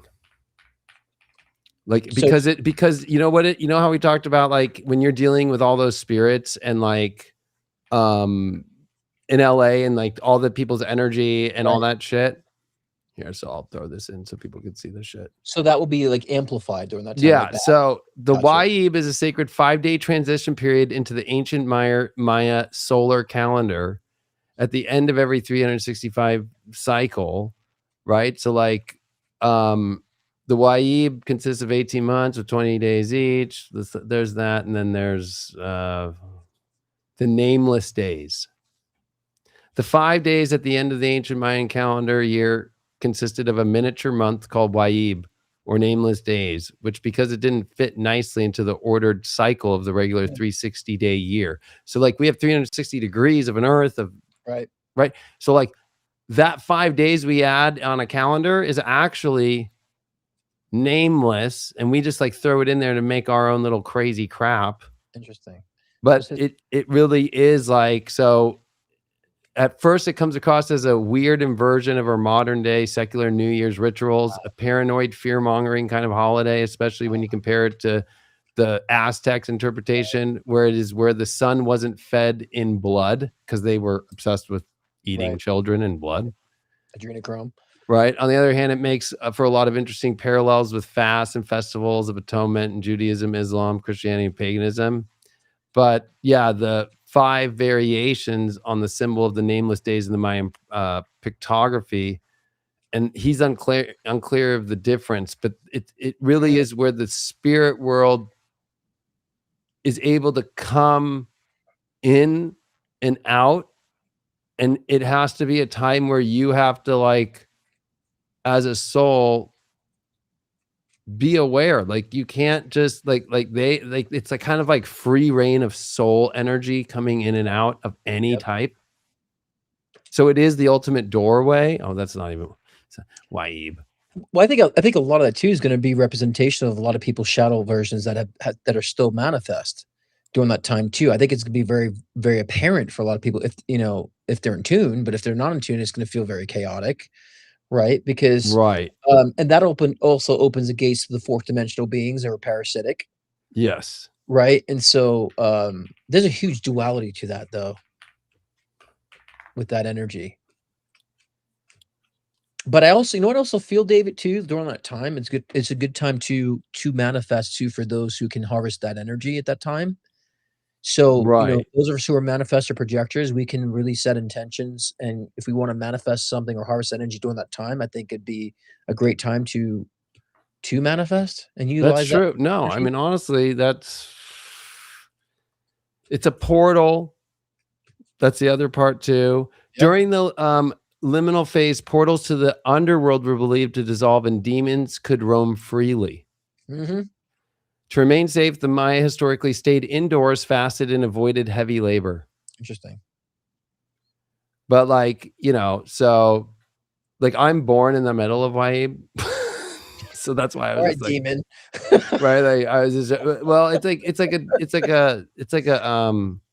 so it's kind of interesting that into that whole like July 20th through 25th is like what this is building towards. And if I annotate this, so of course, what's never happened in astrology that we can find is the outer planets, Neptune, Pluto, Uranus, are all perfect in sextiles and the trine that's happening with Uranus to Pluto. So they're all in the same degree in elements that share great harmony, 60-degree angles and a nice 120-degree. Then Jupiter in Leo is amplifying it to create what's called a basket or Yeah, cradle. yeah, And then that's Jupiter opposite Pluto. And what we've been dealing with is like so many of the planets in 2020 were all stuck in Capricorn and Aquarius. And it's taken us till this moment to finally see like Jupiter oppose Pluto. Like, interesting. and so that's like even though it's not a outer planet, it is a planet that was very much connected with 2020. Right. But so then that Mm, has never happened. But the last time we had the outer planets pretty close in harmony was World War II wow. in Yeah, Air we've and been Fire, hearing that a lot too. I've been hearing that. right? Astrologer. But what about isn't there Then I here's the moon. I did the 19th because then the moon's in Libra at 4. gotcha. So now you're adding even more so. And if you can see in the chart all the blue, Yeah, like with that grand trine, like that right there, that's like a structure you've never seen before, but it does feel very like, looks like a pentagram. yeah, it's like almost like it's like been planned. Like whoever knows about this in the occult, like Of course. secret world. And I think that, personally though, in people's lives, like you are no longer allowed to live in this false reality. Like That's it's right. gonna eat you alive. That's right. So That's that true. idea of Waib, of all of those like evil spirits coming through, if you're still in the mundane, like, oh, I believe in all the bullshit that's told to me every day, because what the outer planets are here to do are enhance your conscious realms on the highest levels that are like, if we think about our brain, right? They say we use 15% of it and we have a lot, 85% we don't know that hasn't expanded. This is like a psychedelic moment without the LSD or anything, right? It's like it's taking us to this higher realm, like farther than we think eternity even is. But this Well, is the doorway yeah, that would open us up to preparing for this next like 4 years of like 100%. with the alien shit, with AI, with fucking extraterrestrial involvement that's always Yeah, been here, or where our roots are from of humanity itself. right. It's But, that massive. because I feel that we are expanding to because 5D is awareness. I think people think it's another planet. I'm like, no, 5D is an awareness, is a perspective. So Yeah. I think we are reaching to 5D perspective and awareness, and we have to bypass fourth dimension, which, like I said before, all those dark entities and those parasitic entities lie in fourth dimension. So if we're evolving to be more 5D in perspective, then yes, that would be very evident for a lot of people. The darkness and Right. the contrarian type of energy to our soul evolution, and so I also have a question too, because it doesn't Mars conjunct Uranus the first week of July? Right after the 29th, yeah, like that right as we come into the July 2nd and then right like right there. But do So you classify that period like because I've heard different things of people saying like it's like don't go out. It's like I don't know if I'm vibing with that type of fear mongering of this. What's your take on that week? I mean, I honestly I think that whenever Uranus is involved, and this is very Aquarian, right? That's your planet. whatever you think it is, it isn't. Right. Right. So whatever we all think it is going to be, it won't be that. So in your personal life too, like, oh yeah, this relationship's going great. Actually, it's not. Right. No, this relationship is horrible. Actually, it's pretty good. Like that's what's like, like, and that's where like kind of the weird denial stuff can come from. Yeah. It's Yeah. kind of crazy in that way. Yeah, the illusionary shit. But Again, shadow shit. like because it's Mars, Uranus, that's what America was born with. So it Interesting. is a very liberating of ideas and actually doing it. So like the Declaration of Independence, of course, was signed with Mars and Uranus and Gemini. Yeah. So this, and we're gonna have Uranus trine Pluto, and that brings back the 65 and the whole 60s movement. We're also coming into like Jupiter that begins its trine to Saturn, and that happened in like Right. the mid to late 60s with that whole movement moving forward too. So it's all happening at once. That's one of the things about it. It's like Yeah. that's a moment where everything we've all been through and all the evolutionary moments and everything are all. It's like, and that's why I keep feeling like the chaos and the polarity of chaos. Like there's good chaos and the bad chaos. Kind of like Right. it's like people like a stampede, coming out just like just kind of going. And so a lot of people would be great. A lot of people would kind of bumping into each other. That's the energy I feel about that. So it could be good for a lot of people. Right. It could be progressive, expanse for a lot of people, but also very chaotic for some too. But that's why I think, with you doing astrology, me, psychics doing the psychic currents to prepare for these things, these moments, so people are on the empowered polarity, of these things, so they don't think that, oh, this is all going to go to shit. They can harvest the energy that's intended to move forward because they're prepared for it. They're prepared for the cycles. Yes. You know, that's why I love. That's why I love. At the past 3 years, I've been infiltrated with astrologers everywhere around me because I'm kind of glad that I'm getting that information than just being psychic because there's a concrete aspect to my reads too. Well, I can't Um, believe none of them are bringing up that this is happening in the Waib. I'm like, you're the first person I heard say that. yeah, because most people don't follow any other astrology besides Vedic or, some Yeah. other ones. But like, I actually got into You do Vedic? astrology because when I was on my computer before MySpace or anything on AOL and Oh searching my the god. internet, and I found the Mayan calendar, and then I saw this whole 2012 date, and this is Yeah, yeah, 1996, and in my head I'm like, oh, okay, that's a long time away, and read about all that shit at 12 years old. yeah, yeah. That I've always been obsessed with like getting to the root of the Mayan calendar system Interesting. Yeah. because that's very deeply connected with the longest of time cycles. Like our time system is really ridiculous. So that's part of the Yeah. problem on Earth is we live in a false time system.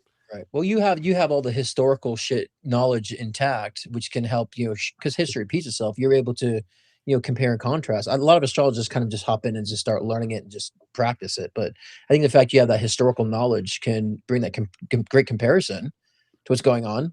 Yeah, and I think that's what's interesting about if you think of Waib in the 5 days, it's Yeah. from the end of Cancer to the beginning of Leo. That's like the sun and the moon's home. Yeah. And they're luminaries. They're not planets. So there's something etheric about them, right? Yeah. So like that's the portal to where the good and the evil can come through. And what's interesting is like it's come out through some CIA, like people have been really that in the CIA doing spiritual work. Like there's these old books, like they Oh, talk about it, totally. that it's actually that all the evil ones are not reptilians, they're not, they're from Orion. They're called, it's Right. like the Orion cult. I've heard that too. Yeah. And that's where that idea of like, and so it's so funny that people are like, oh, Sirius and all that shit. Like, I don't know if I'd really want to point everything over Right. there. Seriously. Like that actually, if you look it up and what's coming out about it, like that's Yeah. the whole cult, the Orion cult. But see, you're on. That's what I feel like July does too. What you thought is evil is not evil, and what you thought was good is evil. I feel like there's this like inverted revelation. That's right. been Like in people process, as a full blown Leo, except for my moon, right? The whole Lionsgate thing, I've stood against that. Like you guys are. You too. I always felt that was bullshit because I feel like it's not because accurate, we have right? leap years, right? Right. 8 will put the sun in a different degree, so it's not even the same place. So people say every 8, oh, it's Lionsgate, but I'm like, what do you mean? Like, it's not the same degree. We're in a different day.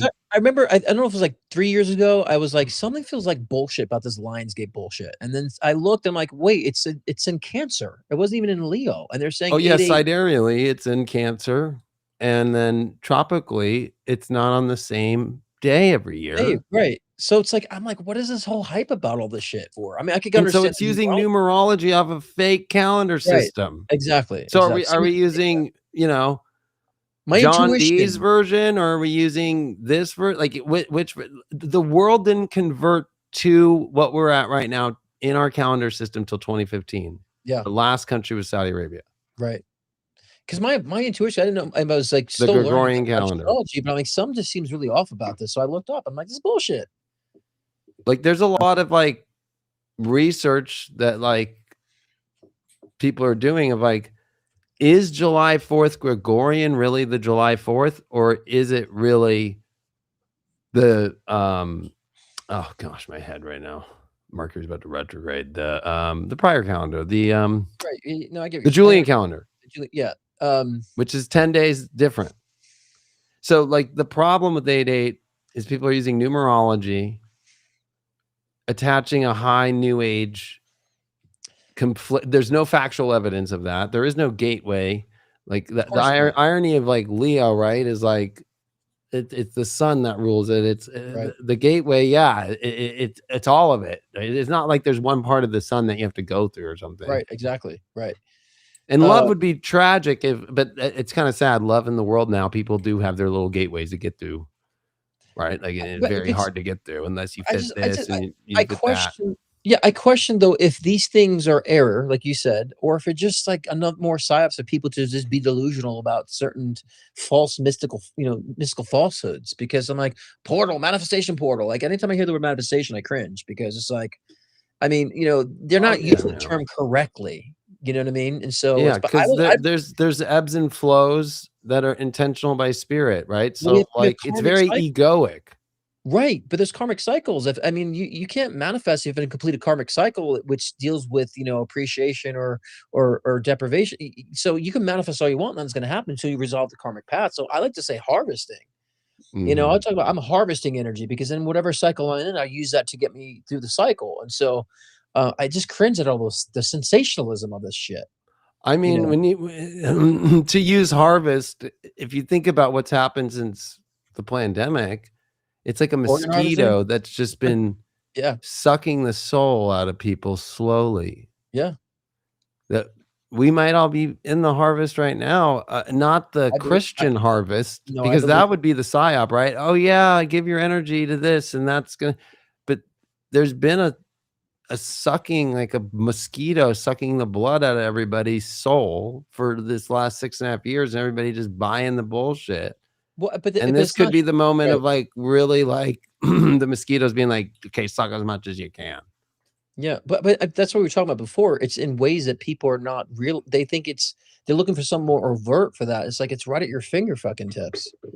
You're looking at it right now on the screen, and so that's to me, July puts a lot of that in gear for people to recognize too. I feel so. I'm glad that you're saying they're having that hearing on Tuesday for the MK Ultra information. So at least that comes to people's consciousness who are not aware of that. If You people know, pay attention, I mean, the Fauci files from right? the literal DNI came out, and the media didn't cover it, and anybody Nope. that's still stuck on COVID doesn't believe it, Right. even when it's Fauci's own emails Right. and lying and coercing the media and Right. forcing any whistleblower to lose their life, their career, everything. That's that. Oh, it's not a what we're saying it is. It's this, and this happened, and we were doing this experiment, and really this didn't work out. And then in the Wuhan lab, they burned it down in the area Yep. of the wet market. The Yep. Chinese, they knew, into they blew up and killed people and just like Yep. took torches to that area. Yep. Yep. I mean, Well, like people are yeah. so dumb. I'm like, it's Well, right there. It's right it's here. unobservant, but, I think when we hear when people hear pandemic, they think that the virus itself didn't exist. That's not true. The virus existed, but it was still planned. You know, Right. I had COVID, and I had to have long COVID. You know, my breathing has not been the same since, and I got COVID from those who are vaccinated. And that's why I'm like, well, I'm not getting the vaccine if I'm getting it from people who are vaccinated. So, you know, and there was evidence even that Jeffrey Epstein was putting his seed in I vaccines know. and spreading his seed, and so I said psychically, and this is where I lost like 10,000 followers on my Instagram. I told him, I Mm, said, I'm not anti-vax, I'm anti-COVID vax. I feel some are very filthy and some are okay, is what I said. He right. remembered that, you know, because I felt some were contaminated. And that came out to be true, you know, true within the FC files about, you know, exposure of that. To me, it's obvious because, you know, when you have discernment, you could just sense something's off. Right? Right. And I'm hoping people can have more of that when all this, because how much more shit, David, has stuff that come out Mm. on our in people's faces for people to say, "Oh, yeah, maybe that was right," instead of like, "No, no, no. No, I'm not listening to that." You know, it's just like confirmation bias psychosis that people are in. They don't wanna be wrong, and they built their identity off of these things, you know? And I think that's where maybe like the MK Ultra stuff comes in is 100%. to convince people to stay on some sort of track that's like a train to an oblivion, like still Oh, yeah. stay on the train. It's Yep. like I've watched that movie and the show Snowpiercer where it's like the end Yep. of the world and they're all on that fucking train Yep. and the ones that live in the back, right? And like Yep. everybody that lives on the train is living the good life except these people in the back and they're eating bugs. Right. That's what I think we're in right now is that the whole population, like, except Or 5 to 10% of it are yeah. just sitting in the back eating bugs and thinking it's normal. It's idiocracy. But, you know, the thing I kind of feel that movie Idiocracy is, like, spot on too, by the way. But I It feel is. like I also wonder too if we're actually we talked about this before too. I really feel like NPCs are way more obvious now more than ever. Oh, You yeah. know, just people really not having a sense of sentience or consciousness about anything. Just like it's just this program, this human in this program body, just kind of like, okay, yeah, and I just see it more and more. People not being present or observant. You know, that's why I said July. You'll start seeing NPCs driving off cliffs because there's no guidance anymore for them on that. And so, I think there's a lot of that dichotomy we're seeing, you know, within our reality. But I think that we're going to notice more of that as we transition to 5D. And I think that's, you know, between now and 2030. 27, I feel like is a huge year when it comes to, you know, open contact with ETs. You know, it's pretty much on the time I predicted 15 years ago about like the confirmation of UFOs. I said Mm. between 20 and 20, you know, 5. I said that and that occurred, and the open contact has always been between 25 and 2030. So I feel like we're on par for 2027, 2030 to have open contact. But I do feel like our government's going to utilize the aliens as an excuse for things. They're going to blame the aliens on certain things, and we're going to be misled as far as even the helpful extraterrestrials that might be a part of our civilization. Yeah, and I So think we're maybe gonna be that's doing discernment. both sides of that a coin. Yep, yep. Because if you look at how this reality works, there is a duality to There it. has to be, yeah. And even if you go quantum, there's the duality that's creating a quantum field. So there's definitely gonna be that kind of side that's not there helping us. And then what how much of our government's created that problem? Sure.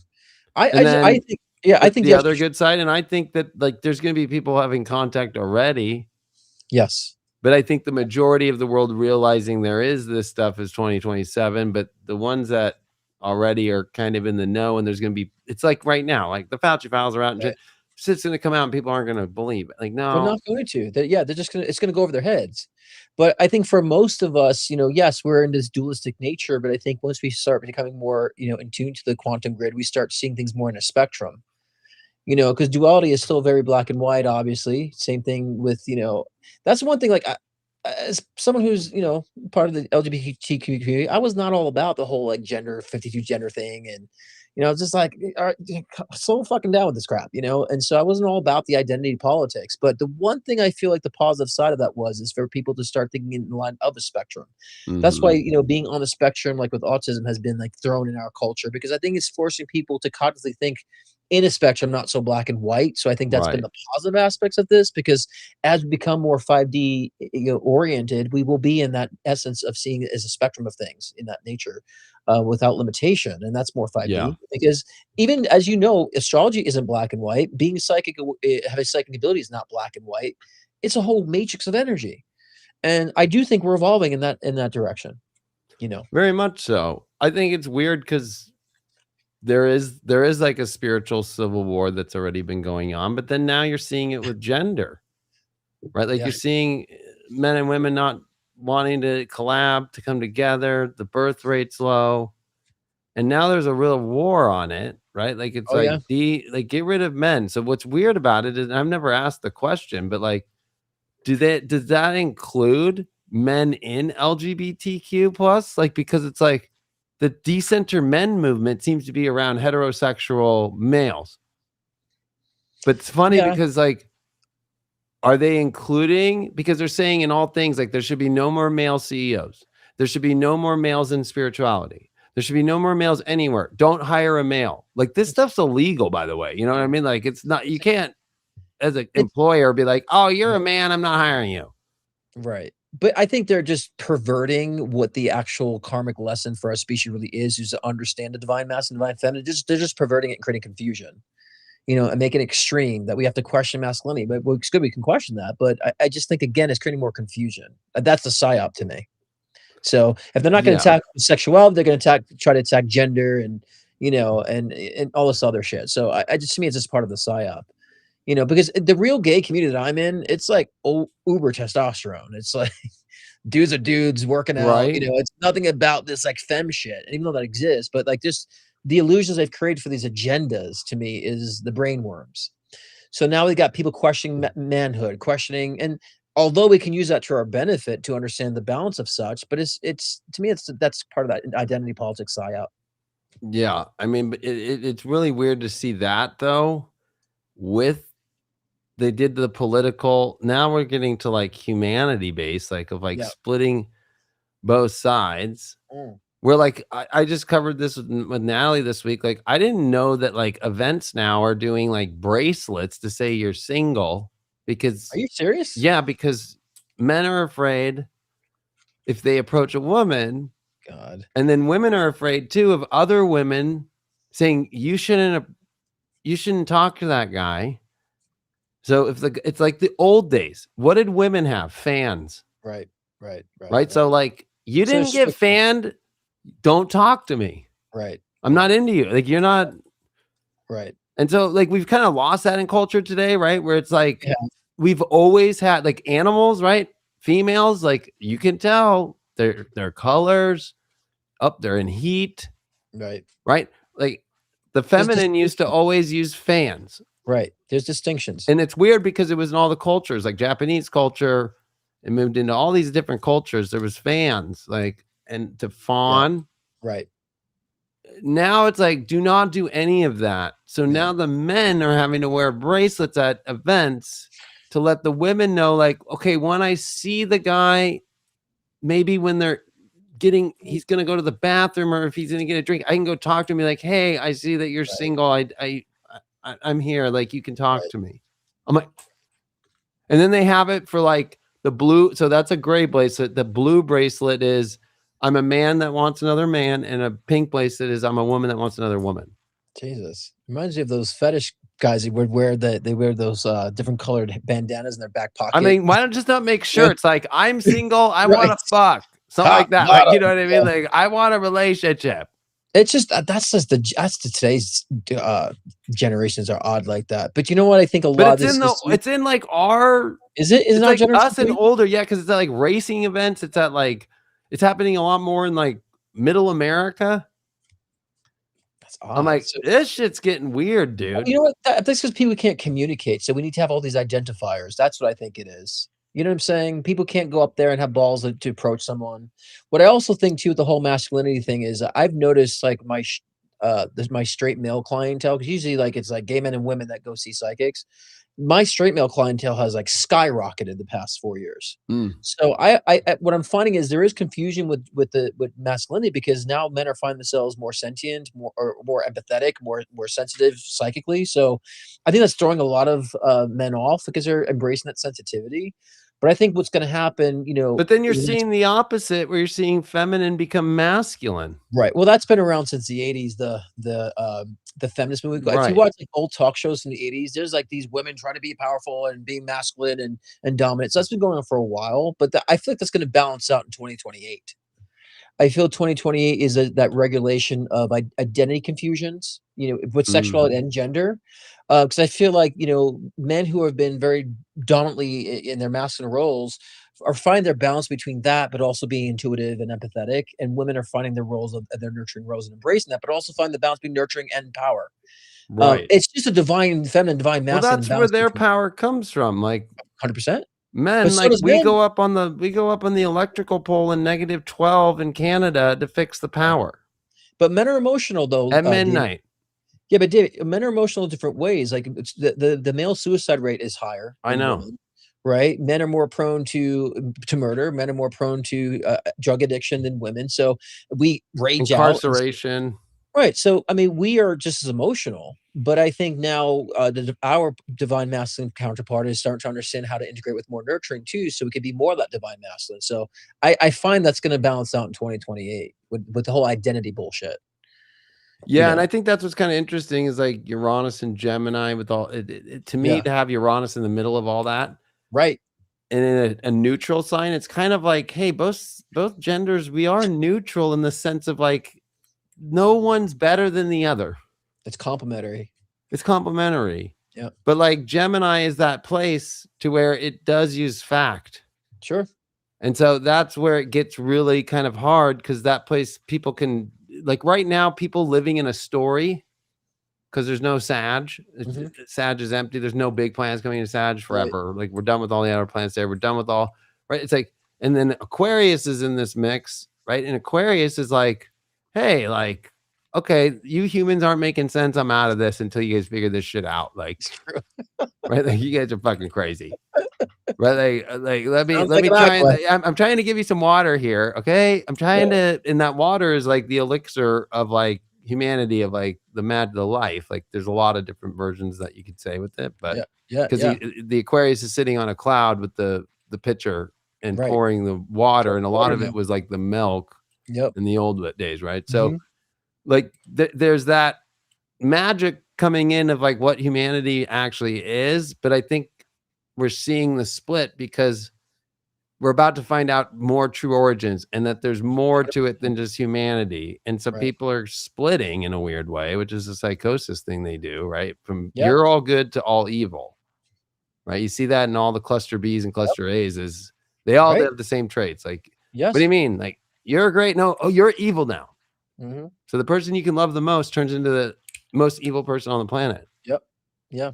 And that's I what's happening. Is like the 100%. psychosis is hitting people who just like can't like, and it's a lot of trauma shit Yeah. too, Of course. Well, I and think this time we're being forced to, like, really understand who we really are. It sounds cliche, but who we really are. And so, because then when we get to that point, then we don't give a fuck what other people do. We let them. And I think this time has really revealed a lot of confusions with identity, with confusions with who we are because of our past traumas, and so we're forced to confront that. And I think that when we do and we individualize, then with the Pluto and Aquarius, then we start to understand how to integrate with other people, and seeing mm, the differences as a collaboration, not as a yeah. threat. You Well, because know, that's the hard part about Pluto is, like, if you don't collab and you don't find a way to connect and you try to isolate, it's gonna be tough, man. Pluto will I'm not gonna say Pluto will kill you, right? But Pluto Right? will bring you to the underworld, the It will put you on darkness, your knees. the It'll put you on deepest your knees. place of Yeah. your deepest shadow and feel like you're starved because Yeah. Pluto wants to feed off the connection to That's right. another That's right. on the deepest emotional level.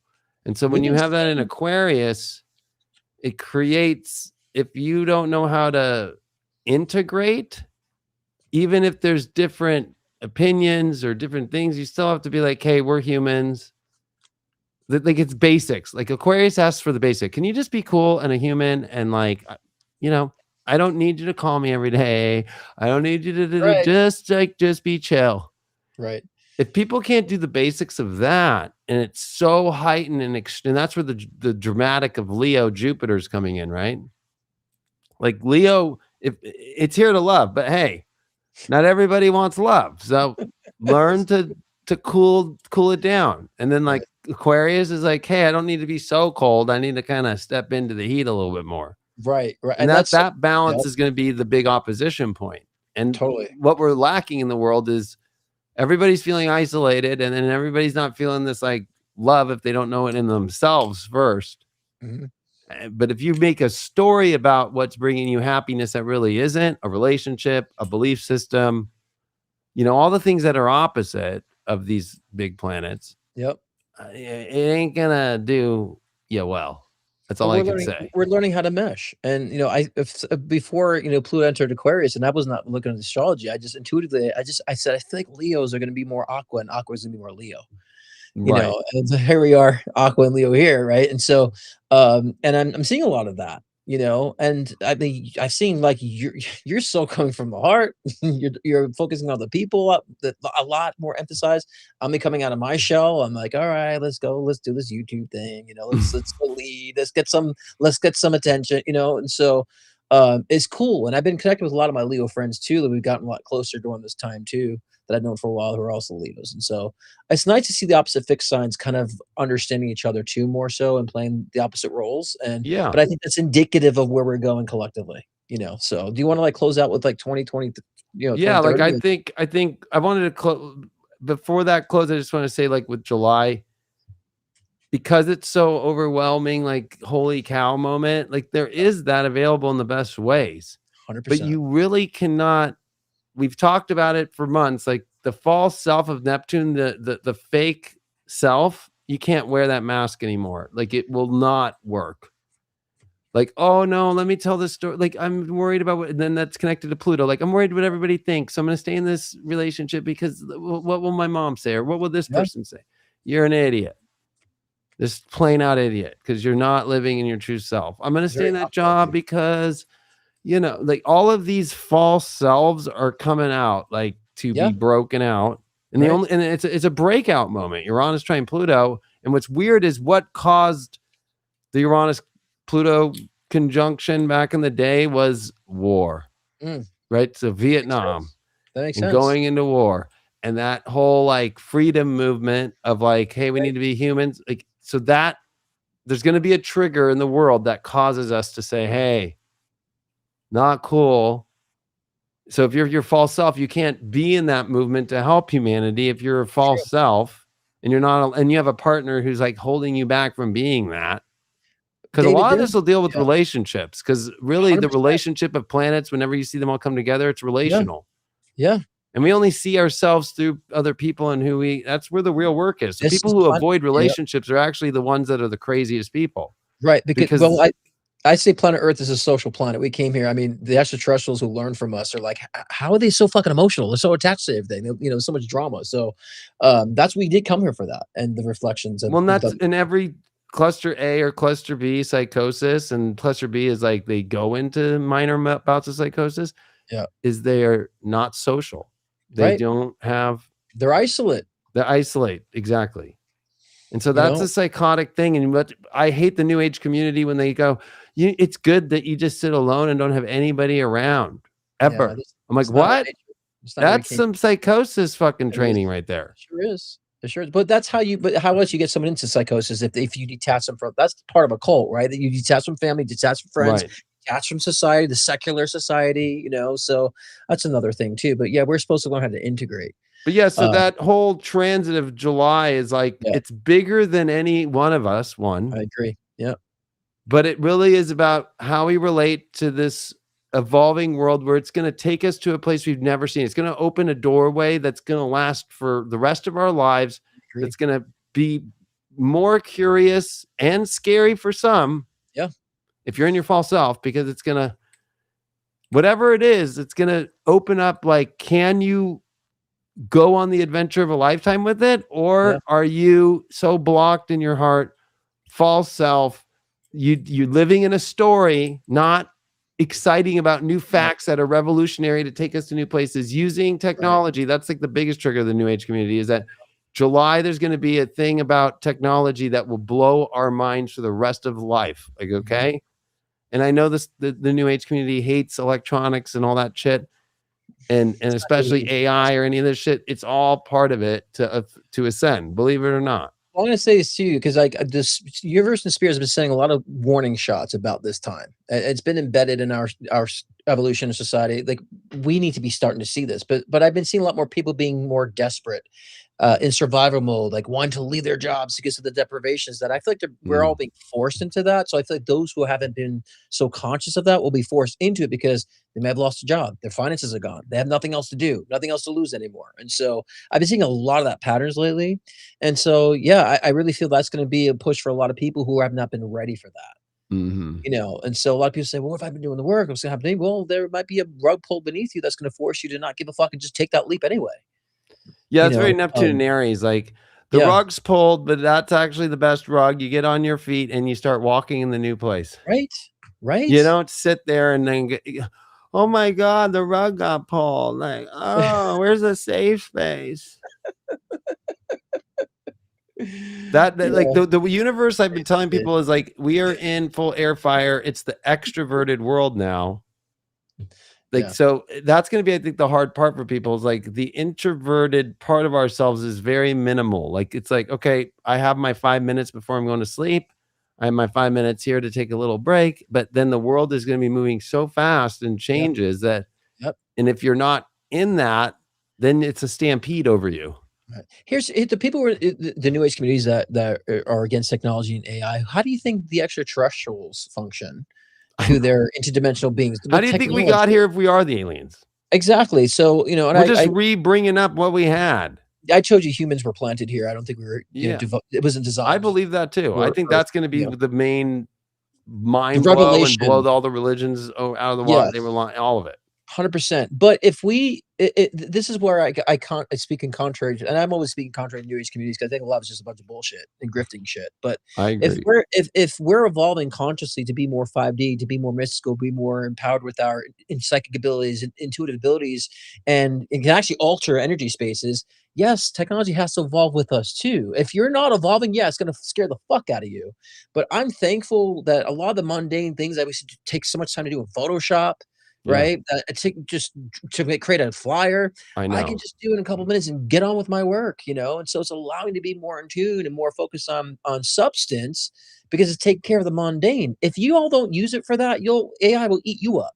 Yeah. You know, because if the only people that are very threatened by AI who are not expressing their talents or their skill sets in any way that's productive, right? Well, it's so funny because they'll watch this video on YouTube, which AI runs YouTube now. Like every system, every software company, every major S&P 500 corporation is AI integrated into every part of their businesses. Right. And every part of what the things that we use, your food is, there's AI figuring out how to distribute your food. Well, they're using AI to complain about AI.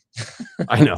So exactly. That's exactly what's happening. I've seen too, and I know when people are copy and pasting from OpenAI. Like I know how OpenAI uses symbology. I just know. And so I saw a spiritual person talking about the dangers of AI as they used their AI to post the text. You know, it's like, what the fuck is so? Again, a lot of it's trend, dude. A lot of it is just a fear agenda. A lot of it's just grifting, and you know. I was going to say that actually, Pluto and Aquarius is stay away from the trends. That's because Pluto's a danger zone, right? So it's like the boundary is when it's too trendy, because Aquarius rules trends. When it's too cool and everybody's doing it, don't do it. Yes, I agree, and that's how alcoholics live their lives always. Right, because like that's where that's where an Aquarius and Leo get along. Like we never, we're not into the trend. We're like, what? That seems lame. Like when Ed Sheeran came out, I'm like, who? Ed Sheeran? Yeah. Oh God. What the fuck? I was like, no. And my first wife had me go to a concert, right? And they were expensive seats. And you know what he says when he came out? And it was the first one where he had like 150,000 people. I'm sitting in the Coliseum with 150,000 fucking people. And I've been every rave in the world, but I've never been with 150,000 people for a concert. It was Ed Sheeran. That's crazy. And he fucking says, thank you for all the men here, because I know you're not here for me. You're here for your daughter, you're here for your wife, your girlfriend, or your mom. Or your And my grand. music's not for you. And so just thank you for being here. That's funny. And I'm gonna go on with my thing. And I was like, I had a little respect for the guy. He's an Aquarius, actually, too. I'm like, I have some respect for you because you at least just called out this thing I didn't understand of like, why is everybody into this guy? Yeah. And I just am like, this is not my thing at all, right? Yeah. At all. But he called it out. And he also made the assumption that every dude that was there, you're not here for me. Yeah. But that's, and I was like, yeah. So see, half of this place is doing it because only half the audience wants to be. I'm like, this is the weirdest thing I've ever experienced in my life. I was like, I think it's awesome. I think, look, that's like aqua energy is self-awareness. We're we know we're hated. We know, you know, so that's what I've been telling people. That's what we need to start adapting, is that self-awareness too. Because then what happens when you're actually self-aware that way and you're genuine, people love you even fucking more.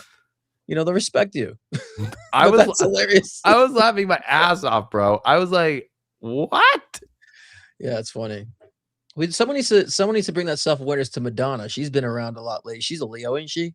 She is the Virgo rising. Yeah. Somebody needs to kind of fill her in with some self-awareness, because I don't think she's She just popped up this week. So I don't think we're with Jupiter coming in a Leo. I don't think we've seen the end of Madonna. No, we haven't. Well, she's got this new album she's promoting coming out. So I know that she's always, there's going to be a Madonna movie at some point. Oh, the biopic or something. I think she turned it down because they didn't get enough funding for it. I'm like, dude, bitch, use your own fucking money. And I'm like, no, they'll be like, you know how they're making movies on Elvis, and there's going to be a Madonna movie, but she's going to be around for making sure it's done the way she wants. Well, of course. And you know what? She is innovative in the way, like, she changed pretty much all music and how music is done, like Michael Jackson did, but I think she did it better than Michael Jackson, to be honest with you. Oh, 100%. Well, she understands how to use imagery and personality. And she was willing to call out a lot of bullshit. Yeah. But, you know, just right now, she needs a little more self-awareness what's going on now, you know, because I respect her, admire for that. But like, I'll just say Madonna knows what's up. That's all I'm going to say. She does, I guess. She probably doesn't give a fuck either. Right, but she knows what's up. That's all I'll say. Being a celebrity astrologer, I know she's cool. She knows what's up. She's on. She's cool. Is she on anything? Is she taking some downers? No, she's just honestly living her spiritual life. Like, she actually is a spirit. She's very deep into Kabbalah. She's very deep into all that shit. Like, she actually is like a really badass. Does she still do Kabbalah though? Yeah, she still cares about all that. Because I have people who I'm close to who are very close to her, and you know, I'm like, well, what's going on over there? So, I mean, she's a 12th house sun like me, but a Virgo rising, so I always find that different than a pure sun and the 12th with the same rising. That's funny. I found like, so she's Virgo rising, Aquarius moon. Yeah, I've heard, right? So I'm like, well, I think her moon her moon's there. It's Aquarius, yeah. I remember because I'm Aquarius Virgo rising. Oh, that's interesting, you know, parallel. Yeah, but she's very, you know, she's gonna bring it out when it's bomb.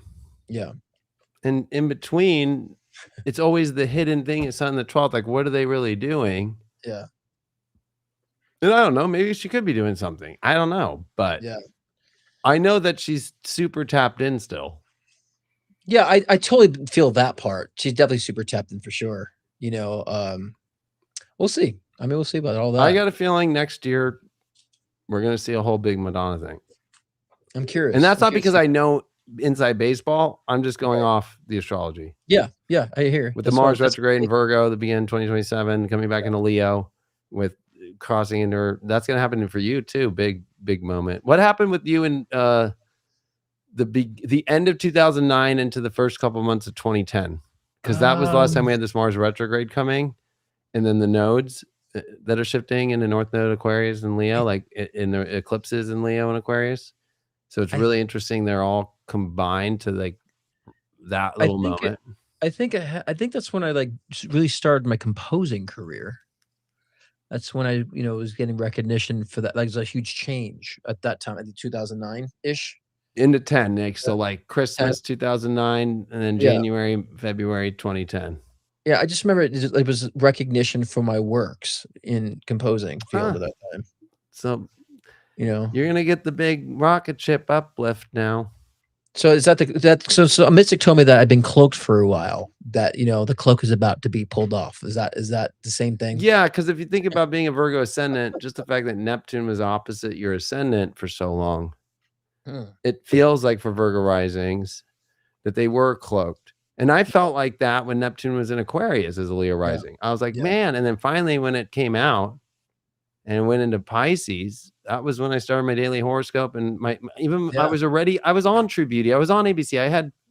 There was like 15 million views a show. yeah, yeah, And I'm yeah. like, nobody's really, I mean, even though they're talking about me on television, like Right, people aren't talking about me. And I was like, well, that's not going to be the thing. right. It wasn't helping what you But then intended. I just started doing a daily horoscope, and then Neptune Right. went into Pisces. Like, it's crazy. If you listen to my old horoscopes, I'm like talking about oh, we got Neptune coming into Pisces. We That's got, interesting. like, it's like, So oh, when like so you're saying so for me, that's when? You were saying before, the for me is beginning of, so that it's going to be the same. So, like, Venus, Mars retrogrades are very important to follow in yeah, people's lives. So, like, Mars comes into Virgo and it retrogrades at the very beginning of 2027. gotcha, And we gotcha. saw it at the end of December of 2009, Yeah, retrograde in yeah, Virgo.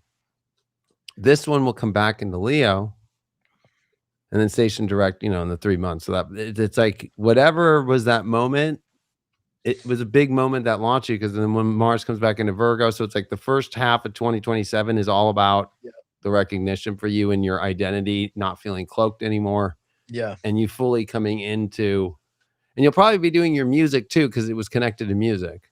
Yeah, a lot of people have been saying that too, you know? I mean, I feel that, but it's just like it's nice having validation for other people who are insightful. But I've been hearing people's like, "Don't forget." I'm like, "I haven't forgot about my music," Plus but with the North Node in Aquarius too, like yeah, there was 2009 was the eclipses that in the South Node in Leo and all that shit that were about to happen again. that's actually when I got the recognition for music, for the first time. Yeah. It's in that So whatever period. you choose in the path forward, Yeah, that and that's what's cool about with Pluto there. It's like what you really want the most. It's like you need to be more selfish. yeah, That's the irony. Like, yeah. Aquarians have to be like, no, you know what? I'm not going to help all of you. Like, I'm going to focus on myself here. That's been a huge, I would say, indication, for this year for me, actually. And it doesn't mean you You have know? to like let go of your No, relationships or shit. It just means that my focus is on me first, yeah, and then I'm still showing up in my relationships too. right. It's the But this identity, is my moment, and I need support to understand it's my moment. right. And if that's all good, then it's fine. Yeah, and that's been a huge shift, and it's uncomfortable because a lot of times I would say, "I'm doing this how are other people gonna like this?" Versus, like, "I'm doing it because I like it." So, there's been a lot of the reorganization with that, as far as, Yeah. doing because even with my live shows, what do other people want? How am I gonna do it for other people? I'm like, "Who fucking cares? Let me do what I do. If they like it, great. If they don't, oh, whatever." What's crazy in 2010 was also a North Node Pluto, Was it? but it was in Capricorn. And now we're having it in Aquarius, and we're having the Yeah, same Mars retrograde and the same nodal shifts. But it was a little like, yeah. yeah. Anyway, it's like there's so much that finally is getting us to You know what it reminds kind me of of like too? replays of leaving 2009 into Right. 2010. Even Jupiter Uranus was at the beginning of Aries there and met, and we just had Saturn Neptune meet in Aries at 0 of Aries in February of this year. So there's like a lot of repeats of coming back to where everybody was at the end of 2009 into 2010. It just reminds me of, like, those pop-up books. You open a book and the things that's pop you remember those old pop-up books? That's what kinda Hmm. reminds me of things are kind of popping in crystallization, into manifestation, like, in this July forward for a lot of people collectively. It's how I feel. It's been on the surface for a while, now things are coming into existence. That's just the energy I've been feeling Well, the for the other connection to 2026 after. 2010 is the Venus retrograde in Scorpio coming this year, and there was one, of course, in 2018, and then the last one was 2010. And this one's more connected to the 2010 one, When which in was 2018? October to of November of 2010, and whether relationships ignited or fell apart. Yeah. And that people have to look at that because that's a repeat coming up. When in 2018 did you say that occurred? It would be October, November again as well. October, same thing? So end of the year. That's why the Mayans used Venus, because it's the only planet you can track fully and be at the same degree and go back 8 years and be like, oh, same degree. Yeah, yeah. Even though it does move back every 2.5 years or every 2.5 degrees every 8 years. But there is moments right before the retrograde where, like, even this July, Venus is within the same degree of where it was 8 years ago and 16 years ago and Right, 22 years ago, or right, yeah, 22 years ago, and then 28 years ago. right. So relationships, if they're in a bad place right now, you've Mm, already, you should just accept it and do it now, because if you could wait till the retrograde, it's going to be hell, and you wait, and then we're going to be in a Mars retrograde when we come into 2027, and then you're going to feel like you never get moving forward into your right. new life. It's definitely gonna amplify it's gonna amplify that deprivation for sure. It is, because Um, it will follow the pattern of 2009 and 10 when it did right. that. Right. So, but again, I think just want people to understand like how to harvest those times of change because everyone feels so bound by psychic trajectories, bound by it's like no, but there's a duality to everything. So if there's an emphasis on communication, then use your communication skills to be better at that time, and things will be Yeah. successful. If you don't, things will go to shit. And so that's what I've been trying to like really encourage my clients about July to like be prepared. I don't want you to be on the other side of that fucking chaos. Where Exactly. I mean, everything that's is the like, whole role of what we're here to do. Is yeah, like, I do not want you to suffer. That's the whole literally. role of what Buddhism's about. That's the whole role of what real spiritual, I don't want you to suffer. But it's kind of interesting that, Unnecessarily like, Christians kind of are like, you need to suffer. suffer. Like, we want you to suffer, and that Yes. you could feel how Christ felt. And like, that's where I just watched this talk about this prophet guy in Utah who's a Yeah, Mormon and went against it. And that's what he said when he was raping the 14-year-old girls. right. Like, I had this premonition that I have to feel the pain of taking away their virginity, as That's if a bunch this of the bullshit. same of feeling the pain of Jesus is suffering. I'm like, oh my God. I mean, it's I That feel is like some sometimes gnarly ass shit. Like, what? it is gnarly too, but, like, I've come to a point, like, I can't judge that because what if that is his karmic path, But, like, I think suffering unnecessarily it doesn't do anything, And I think so many people are suffering unnecessarily, but also they're suffering because of their own choices and decisions. It's like self-imposed suffering, and that's the shit I'm trying to get people to get out of. You know Yeah. what I'm saying? That's really just or just suffering because they're not wanting to show up or to wake up to the Mm. versions of themselves they have to, right? And so, yeah, I have a genuine care for that because at the end of the day, if everyone else is doing good, we all do good, right? Yes. And quite frankly, I'm trying to deal with the bullshit. I'm trying to deal with the stuff that's just really keeping society down and keeping human consciousness down. I'm tired of that, Right. And so, and I think a lot of people are getting tired of it too. And I think July is going to emphasize that.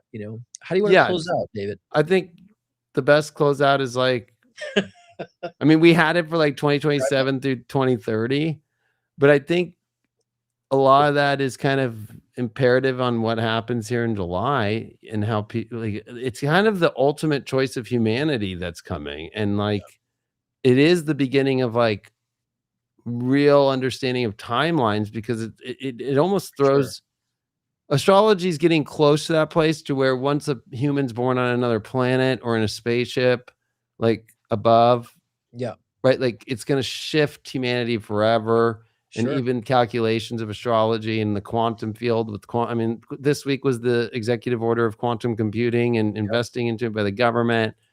And already, people We'll are take saying, the notes "Oh," for and it. that's why you're actually seeing Bitcoin, because quantum computing could break every code in all of that. Like, quantum computing will take away our banks, everything, because it Well, could. that's definitely happening by 2030 for sure. Because in 2030, the financial system. I think it's gonna come 2027.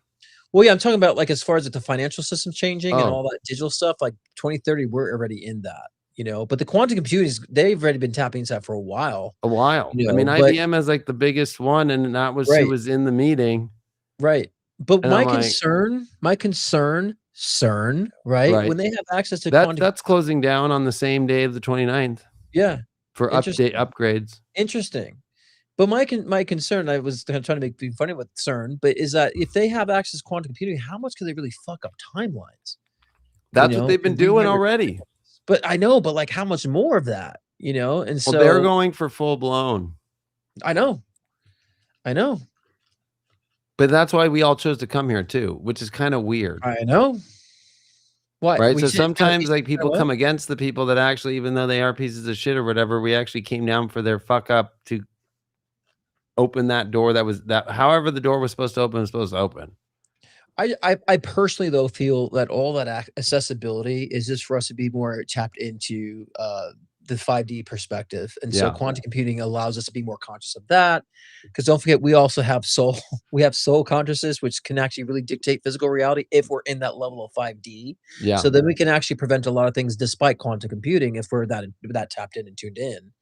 You know, Yeah, so I big think we time. have dominion over that to especially collectively, we can definitely shift and shape reality with our collective consciousness. So I'm not worried about it. I'm really I'm more interested about, you know, the potentials of it. But I never really felt fearful about it. So I always felt on the soul level have dominion about even the course of this evolution that we've chosen to explore and experience too. I mean, if you And look at the World War II, like Uranus, Gemini, it was about technology, technology. radar. The the Right. the the Nazis had the first supercomputer, believe it or Yeah. not. You can look it up. Yeah. And anybody that was involved with any kind of technology got saved, either if they were a Nazi, the Americans, we took them, or the USSR took them. And everybody that was involved in science or any of the new technological ideas and all that shit, Right. they didn't get affected by the war, Right. Right. It's right? true. And so it's kind of an interesting moment, even in 1770, like 8, 9, 10, like, you know, all the Revolutionary War was going on when Yeah. Pluto came into Aquarius. It was technological advances Right. and stuff like that were coming out, and Benjamin Franklin was one of the best to have on our team, even though he used it as Right. diplomacy in France. But it's like all of that stuff. If you follow all of the Uranus Geminis With with Pluto friends. Aquarians Yeah. or any just Uranus Gemini, if you're not involved in that world, good luck.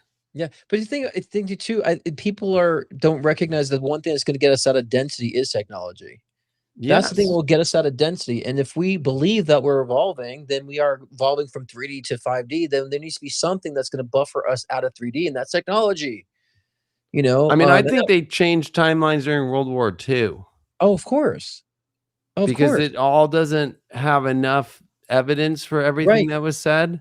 right, And so if you think about the supercomputer, the right. UFOs the Nazis had, the ones that we think are flying saucers are actually Nazi ones, right? Like So how do there's something that happened where why does USSR go in there and then, oh, we're doing Operation Paperclip, we're taking all those people. And it was like a deal. Like if you think about it, it's like a deal. yeah. I mean, I wouldn't be surprised if they actually had quantum computing back then too, you know? I If we think of yeah, time yeah, travelers for and sure. I mean, honestly, for sure. I mean, It there has to be, you know, in that sense. But so to me, this is really nothing new. It's more about an evolution of our awareness of it and how to utilize it to evolve. That's how I see it. So that's why I don't have fear about it.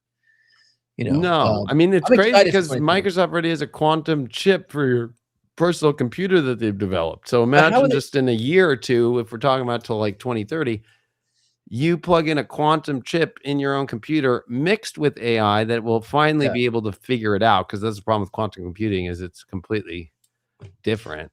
right. But once that all connects, you're talking about creating your own portal to wherever. But that's my question though. Like, how much would they allow access on the consumer level? Right? Would we be Well, able you to have to do be that? You know what I mean? smart enough. Exactly. Like we were talking about before, like learning about how to use AI Like right now is yourself. the moment where you could go on AI and learn about everything in the whole universe right now. Right. Create your own And app so at your anybody fingertips. saying, I don't know, I have to go to school and I have to go do shut up. Cállate la It boca. every Yeah. day you could be learning everything you've ever wanted and That's very building it true. out too.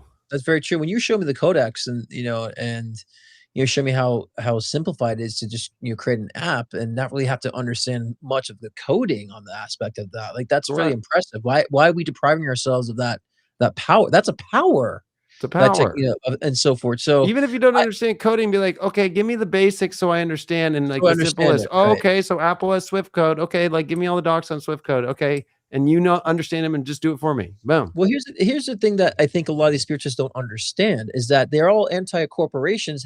How do you think it's gonna get rid of bigger corporations if we're not using AI to create our own corporations, Well, we still don't right? have a public C Corp IPO AI company. True. They're all private corps. They're all private, So yeah. private corps are people too. But that's what I'm saying. So That's the old expression from the old days, but I love that because it is true. it They're is people true. too. But They're looked at as people. They're taxed as people. but how else do you think we're gonna gain control over these larger corporations if we don't learn how to develop and use AI to establish our own, and take control of our own? I think that's, to me, the way that we find our freedom What if to. AI companies are infiltrating all of the big corps to take them all out in the best way for us? True. Nobody I mean, thinks about like the opposite of what. David, I'm on you with that. Everyone thinks it's doom and gloom. I said, what if AI is used to actually help us to help civilization, to help our species? There's also that possibility, right? So Yeah, and with I agree. I mean, when the gun was created, I mean, yeah, it could be used to protect you or Third murder. help you get more food, but also people could do Spiritual. bad things with it. I mean, like Sure. that's life. Yeah. Somebody right now, I mean, every poison that it's made from the earth. Yeah, it's true. Everything that's here is made from the earth. So Right. everything is a poison or everything's Right. good. I just think my more focus is on how they can really establish the data centers in a way that's economically, conducive to our survival and can work together, because I think Well, that's the that's challenge right now. when you know we're at a point like this as an astrologer, and I see that alignment I showed, and that deals with energy and it deals Yeah. with a whole new way of humanity. That means that it's all a show and dance we're kind of at an impasse. People aren't happy, and then I don't want to cause harm, right? Like if you see the whole Kevin O'Leary thing in the Sure. last month, Yep. Yep. that's because they know in the background there's some sort of other technology that's about to Sure. come Erupting. in, and that way everybody just, okay, yeah, no problem. Look at that. We Right. don't have to deal with that anymore. Right. Did you So, do you think too that they will? I mean, I've heard this as being a possibility. They would start building the data centers in, like, say, on the moon or in outer space. Have you heard I mean, that that's what Elon possibility? wants to do because there's no cooling that would be needed. Right. I mean, do you think that's possible to do that I mean, quickly? if I mean, he that can would put, if you, you know, I'm a big conspiracy theorist, but like when it comes to flat Earth stuff, like I'm like, okay, I need facts, but like as a Starlink user and as somebody who's been me up too. and looked at UFOs and have seen the fucking satellites revolving Right. around our fucking Earth, Yes. and for me to be able to be in the middle of buttfuck nowhere in Idaho where there's no service, 45 minutes away from me 3 weeks ago, and Right. have Yeah. 500 megabytes down Yeah. of internet, and I'm coding in the middle of nowhere. Yeah. I'm sorry, but like that shit It's exists up possible. there. It's possible. It's Yeah. possible. So like all Elon has to do is say, okay, get rid of these satellites that are going to transfer data, but let's keep some of them to transfer the data center and Yeah. load all the racks of the GPU on this fucking satellite, bitch, and send it up. Right. But I also think too, when it progresses, you remember, like, back in, like, the '80s, like, a whole closet was like 500 megabytes of storage. Right. I Remember? know. And so now we have a little strip of, like, gigabytes here. So, I mean, I wonder how we can progress to where our data centers can get smaller, with the storage I and mean, all that that's stuff. what's happening with processors. But like, what's weird Right. is if you were to do an AI data center, you couldn't even do one. Like, if I were to just go find a warehouse right now and say, I'm going to do it, it's not powered correct. There's Right. not enough power Right. for that. Yeah. So, like, the data center thing is like, okay, like they have to convert and make that availability. And I think that's where it's like, oh, yeah, put it up in space. There's Right. no more cooling, and that gets rid of the water issue. Right. And that also, the power could be used by the sun. And Right. Well, they've there been you doing are. in certain places, they've been building these data centers, and they create this, like, whole, like, almost like ocean pool where residents can actually live there. And so they're enjoying the pool while this huge pool ocean looking thing in their residence is actually thinking. So they found ways to implement, I mean, I don't know I how that's gonna forgot that go in movie. the It's like it's a Celium or whatever, where Yeah. they live up above the earth, but Yeah, they're all right. in that like utopic like little world, and everybody lives on Earth, and it's On Earth. hell. Yep, I right. mean, that's a possibility. It's a possibility. I mean, who knows? But That's- I when I look beyond all this. Elysium or whatever. Yeah, it's with Yeah, Matt what Damon. Matt Damon. God damn it. Don't ask me about movie titles. I'm fucking horrible about that. But when I look forward though, I'm more excited than petrified or Oh yeah, feared. Yes, there's gonna be some interruptions. Yes, there's gonna be people trying to do nefarious things, but I think in the long run, we all know the timeline that we're on, and I just think we're heading to an avenue where we're more connected mystically, but also the technology has helped us to establish more our creativity, less of the yes. mundane. Because right now we're all fucking in this mundane survival fucking bullshit, and there's got to be something to break that monotony so we can be more tuned in, and that's where we're going. And so I'm excited about that. So the spiritual communities are like saying it's the demon, they're not tuned into me. That's not No. Well, that's not because we're in air and fire, and if you understand alchemy and elements, right? So right. don't throw your sage out, but your sage is not needed because you had 20 years of all this air and fire. I mean, I'm sorry, of all this earth and water. That's not going to do it anymore. Pouring water on somebody and doing a fucking ceremony and beating a drum. Right, That was the last 20 years. right. It, but to get to the ether, which is what we're coming into, Yep. it's the higher frequency and vibrational energy. It's 100%. not about Well, drumming. that was the only technology we had then was like sage and all that stuff. That was the Every spiritual. time we come into We had air and more. fire, it's where the badass spiritual shit lives. Right. And I'm not putting these people down, but and they'll be necessary. Some people are going to need to ground from that, but it's Sure. not a forever, like, oh, I have to every day and I have to Right. eat this and I have to do that. Like, we're going to the ethers. So Right. It's a that's a different different frequency. Way different realm, and it frequency. deals with philosophy, it deals with knowledge, it deals with ascending into these higher understandings and realms. It's 100%. not so physical and getting Right. lost in the But those dirt. older mystical rituals worked because, that was for 3D, but yes, like, we're in 5D, you have different tools, way different tools, and so, And it's like about um learning about how to adapt to whatever is happening. That there yeah. is a human, all you can do is adapt. Well, that's I would say the close our should be our closing Yep. thoughts actually is that because, it is about learning how to adapt, but also learning more how you are adapting as a human, as a soul. And, and adapting doesn't mean that there may people that think adapting means you just give in, and many people think adapting means that you just kinda sell yourself out. It's like, no, we have to understand that we've chosen this evolution, we've chosen this timeline, and understand the currents that are pushing us is how we could really identify our positioning with it and how to participate with it. So, adapting is actually giving is not giving in, it's showing up.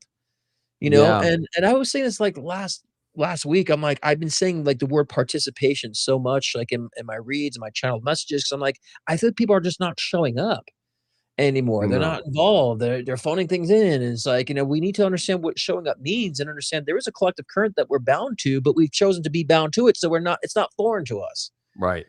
and that's where being tuned in and where we can start seeing ahead more psychically and understand, "Okay, I can understand how you take advantage of Big these advancements in technologies." Like, you are fucking genius with that shit. Inspires me to because I I'm, better be. It's all in my chart to do that shit. So it's yeah. like, Dude, when you do it show me that shit, I am, like, taking notes. I'm like, I wanna get versed in this because I've always been tech savvy, but, like, that's, like, some hardcore shit that's so powerful, for the future, and to eh, bring more change. big time. And it's where, I mean, back in 2014, when Jupiter left Cancer into Leo, like it's going to do this Monday, Yeah. I literally started the Leo King app. And I was next to Netflix as a paid subscription video service, an Alright, brother. astrologer. Alright. That's awesome. There was only me, Netflix, and a couple other paid subscription video That's apps. awesome. That's great, man. So, like, whenever the new shit is out, you better jump on it. That's the world Right. we live in now. We all lived through And Uranus and Aquarius when the internet came out. yeah, yeah. But, So, and I was telling you before that makes me, like, also inspired to there's a lot of clients that, want me now. They want a question now. I'm like, "Well, if I can utilize this technology to create an app to where people can ask a question now instead of booking a whole session, they have that accessibility, to me, and 100%. I mean, it keeps me free to be able to go and do whatever I wanna do and also be integrated in that way that's, a lot easier. well, That's, like, people so don't have the freeing. balls anymore to call at 3 a.m. my Yelp phone number. Because like I always thought of every I would client that I came through my Yelp at 3 a.m. I was like, you got balls. Like I like that's that. You know what I balls that mean? is so ballsy Right, because to I call me drunk and be like, "I need to know what's going on right now." "Oh, okay." "Have my friends with me right now." "Okay, perfect." and to leave it on a Put it message on speakerphone. Give me your guys' birthdays. I'll do it right now, and it would be awesome. It was. I need your credit card though first. right, All right, good. Now we're ready to go. Let's Yeah, go. Boom. And right. it's like people would be afraid to do that now. I know, I know. So, like for me with AI with Hypergate, it's like people love it because it's like instant whenever they want. They could add in as many charts. Like it's the only one where it's like, Yeah, dude, I could add 6 charts and have it go through, and it will tell you yeah. all the roles and what happened with this person and how you're connected or not. You could do And it's you could integrated upload a contract and look at it through right. the lens of your astrology. If this is the right contract to do based off of your astrology, I mean, it's crazy. And it's int and did you say it's integrated with the human design too, right? And So it it's can got full pull human design integration in. that's cool. That's great. But see, but that's But accessibility. So what technology does is it creates more accessibility for us. People that's what people want, right?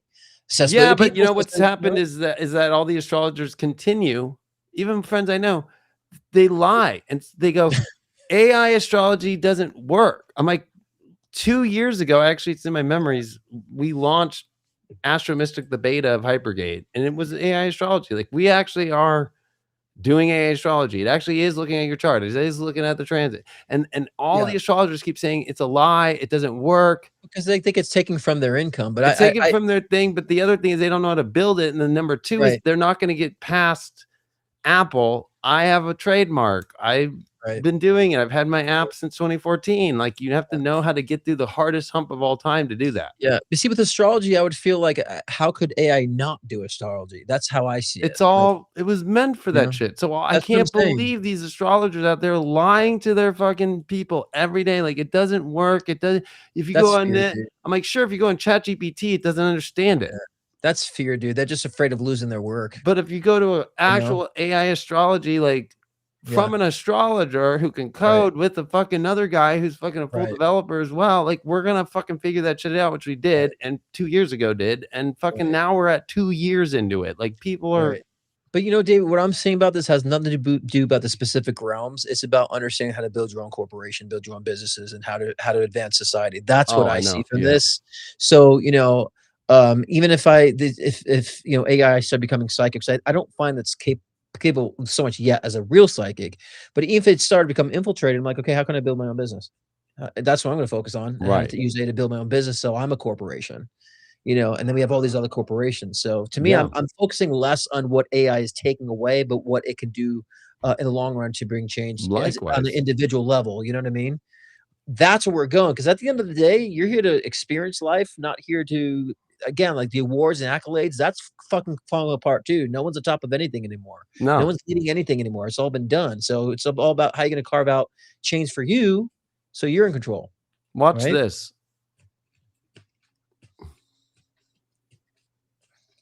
What is that? Was that your phone? Okay, I see it. Oh, Hi, this is Trinity. Hi, this is Trinity, Dave Palmer's assistant. You're through to Dave's office. Who am I speaking with? Robert. Hi, Robert. What can I help you with today?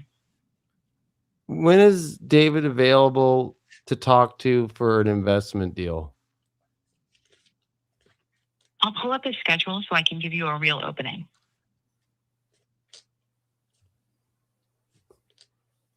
The first opening is Friday, November 6th at 12 p.m. Pacific. Backup options are Tuesday, November 17th at 11 I need a.m. to see him sooner. Can you get an important message to him now? I'll flag this for immediate review so it doesn't get lost. I can route it for immediate review. What's the best callback number for you? It does everything. My AI assistants do everything, including when you call them. So if they leave a message and they schedule something, then that will be on your calendar, right? So like Yeah. implement And then if that's it's a awesome. flag like that, it comes to one email I have that's just for my AI assistants that run everything. Amazing. Right. But Amazing. most people don't know. Like I have it. Where's my reading? Oh, she'll change the reading date. She'll do everything. She'll book it. She'll move it. I need that. Yeah, I need to create that. That's amazing. That's amazing. That's on I my mean, 888 Leo King. Dude, I'm just saying, like, why can't people understand? Like, I'm I don't know. enamored by this. Why can't people understand we can create our own corporations at this point, our own businesses? Why can't people like I fathom know. this about this? And so it could be so much good to break down the establishment that people talk about so much. But Trust me, again, dude. it's the knowledge of it, it's the education of it, and I just think a lot of people are just lazy. Like she could read You know? your email. If you gave her like, what's your email? Let me check. Yeah, She'll go through all my emails. wow, it's fantastic. Oh, I know who you are. Oh, okay. Yeah, She'll know the whole combo.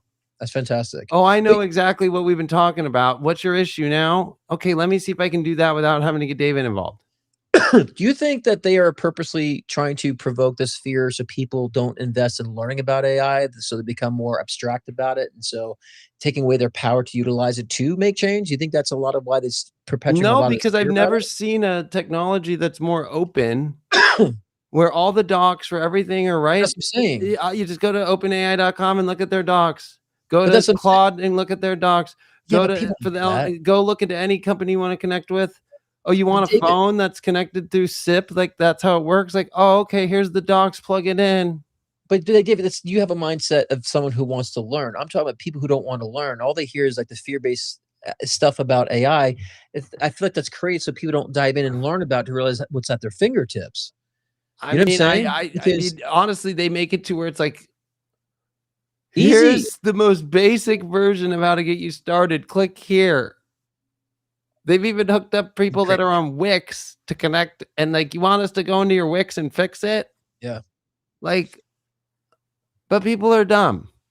Well, I just think the narratives So about. I think it's the narratives that's dumbing them down and thinking that it's going to take over, it's going to do all this stuff, and it's taking the power away of the accessibility of what they can really do to make change within our society. Because that's I'm enamored by a lot of that. I'm very excited about it. I always have been.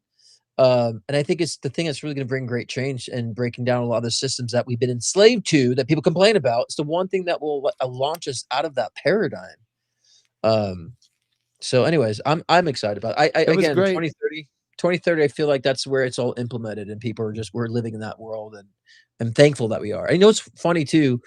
It's like 15, 16 years ago because I was talking about like, tech development to a friend of mine, and I was always blogging about. I felt that there was going to be at the time. I said the government will be giving us a salary to citizens during transition with technology. So, Mhm. like, of course, like it was like maybe 5 or 7 years later, they started talking about universal basic income. Like, oh yeah, that's definitely happening. They're definitely It going to is. provide that during the transition with AI integration and all that stuff. So we'll be fine. I'm sure people will be fine getting basic Well, income. Social Security will be gone. It's insolvent anyways in 2032, and they're not. And they keep Right, that right, move. That money is going to be moved to because everybody's going to be dying that has been using it, right. and we're not going to get it anyway. But then I think that's going to be where the social movement is. Is like Yeah, the young gens from the millennials down are going to be like, we paid in, and we're not meant to get shit. right. Exactly. That's going to be one of the big movements. Right, And it's right. going to bring left and right together, right? Like, hey, we're all being Totally. fucked. Yeah. Well, I think we're starting to notice that now, Dave. I think the Yeah. left and right starting to notice, like, even MAGA remorse and MAGA regret, it's Right. like, Well, and and, Biden regret and and Biden Kamala regret. regret, It's on both sides. Anybody who has those regrets, welcome to the same tent. two sides of the same coin, babe. Yeah, That's we're what all in it the is. same place. Yeah, So, yeah. it's Good great, conversation, dude. man. Great conversation. Yeah, and like honestly, Scott and I've been talking like what we're gonna do as a show. So if you have any ideas for us, Yeah. like we just thought, let's just show up, do this. Yeah, shoot the shit. But I like the direction that we did today too with this. Yeah. And perhaps we can do like kind of tag team readings too, and That'd be moving awesome. forward. I mean, because I love kind of like seeing the confirmation of both too, and maybe get more integrated with people. So yeah, if you want to do this consistently, I mean, I'm cool doing it weekly if you'd like to. Yeah, I would love that. I mean, this is pretty. It's very enjoyable.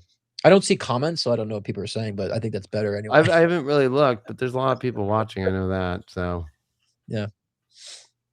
but All right, we'll so figure it out. But yeah, let's figure it people out. leave Yeah. your comments and let us know. And it was Yeah. awesome, dude. It was awesome to get to showcase. Finally, without A lot of without your any interruptions. Oh, I know.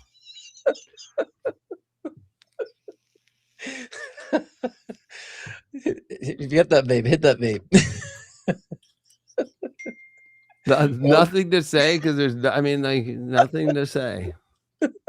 Like, Look, I just think it's good. We have a Leo and an Aqua, tag teaming. I think that's, and I was telling Iggy, I was like, because people were questioning. I think you mentioned this morning we were meeting because we were like, "Are you meeting oh, with I David?" mentioned it on my horoscope. Yeah, Yeah, I was like, yeah. I said it will be hell will freeze over or heaven will burn on fire if a Leo and Aqua could actually make a plan, I know. and we It's true. did. So We did. accomplishment, It was very MG, just like, all right, let's just do it and just see what right? happens. Yeah, And yeah. that's really the way to live as an MG. Like, all right, fuck it. I fucking love that way. I love spontaneity like that too. So, me Yeah. too.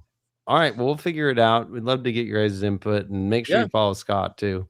Yeah, and And we'll check my live show. I just did a live show yesterday. I went to like the dimensions of spirit, kind of went in depth. I know about I was there at the last minute. I know.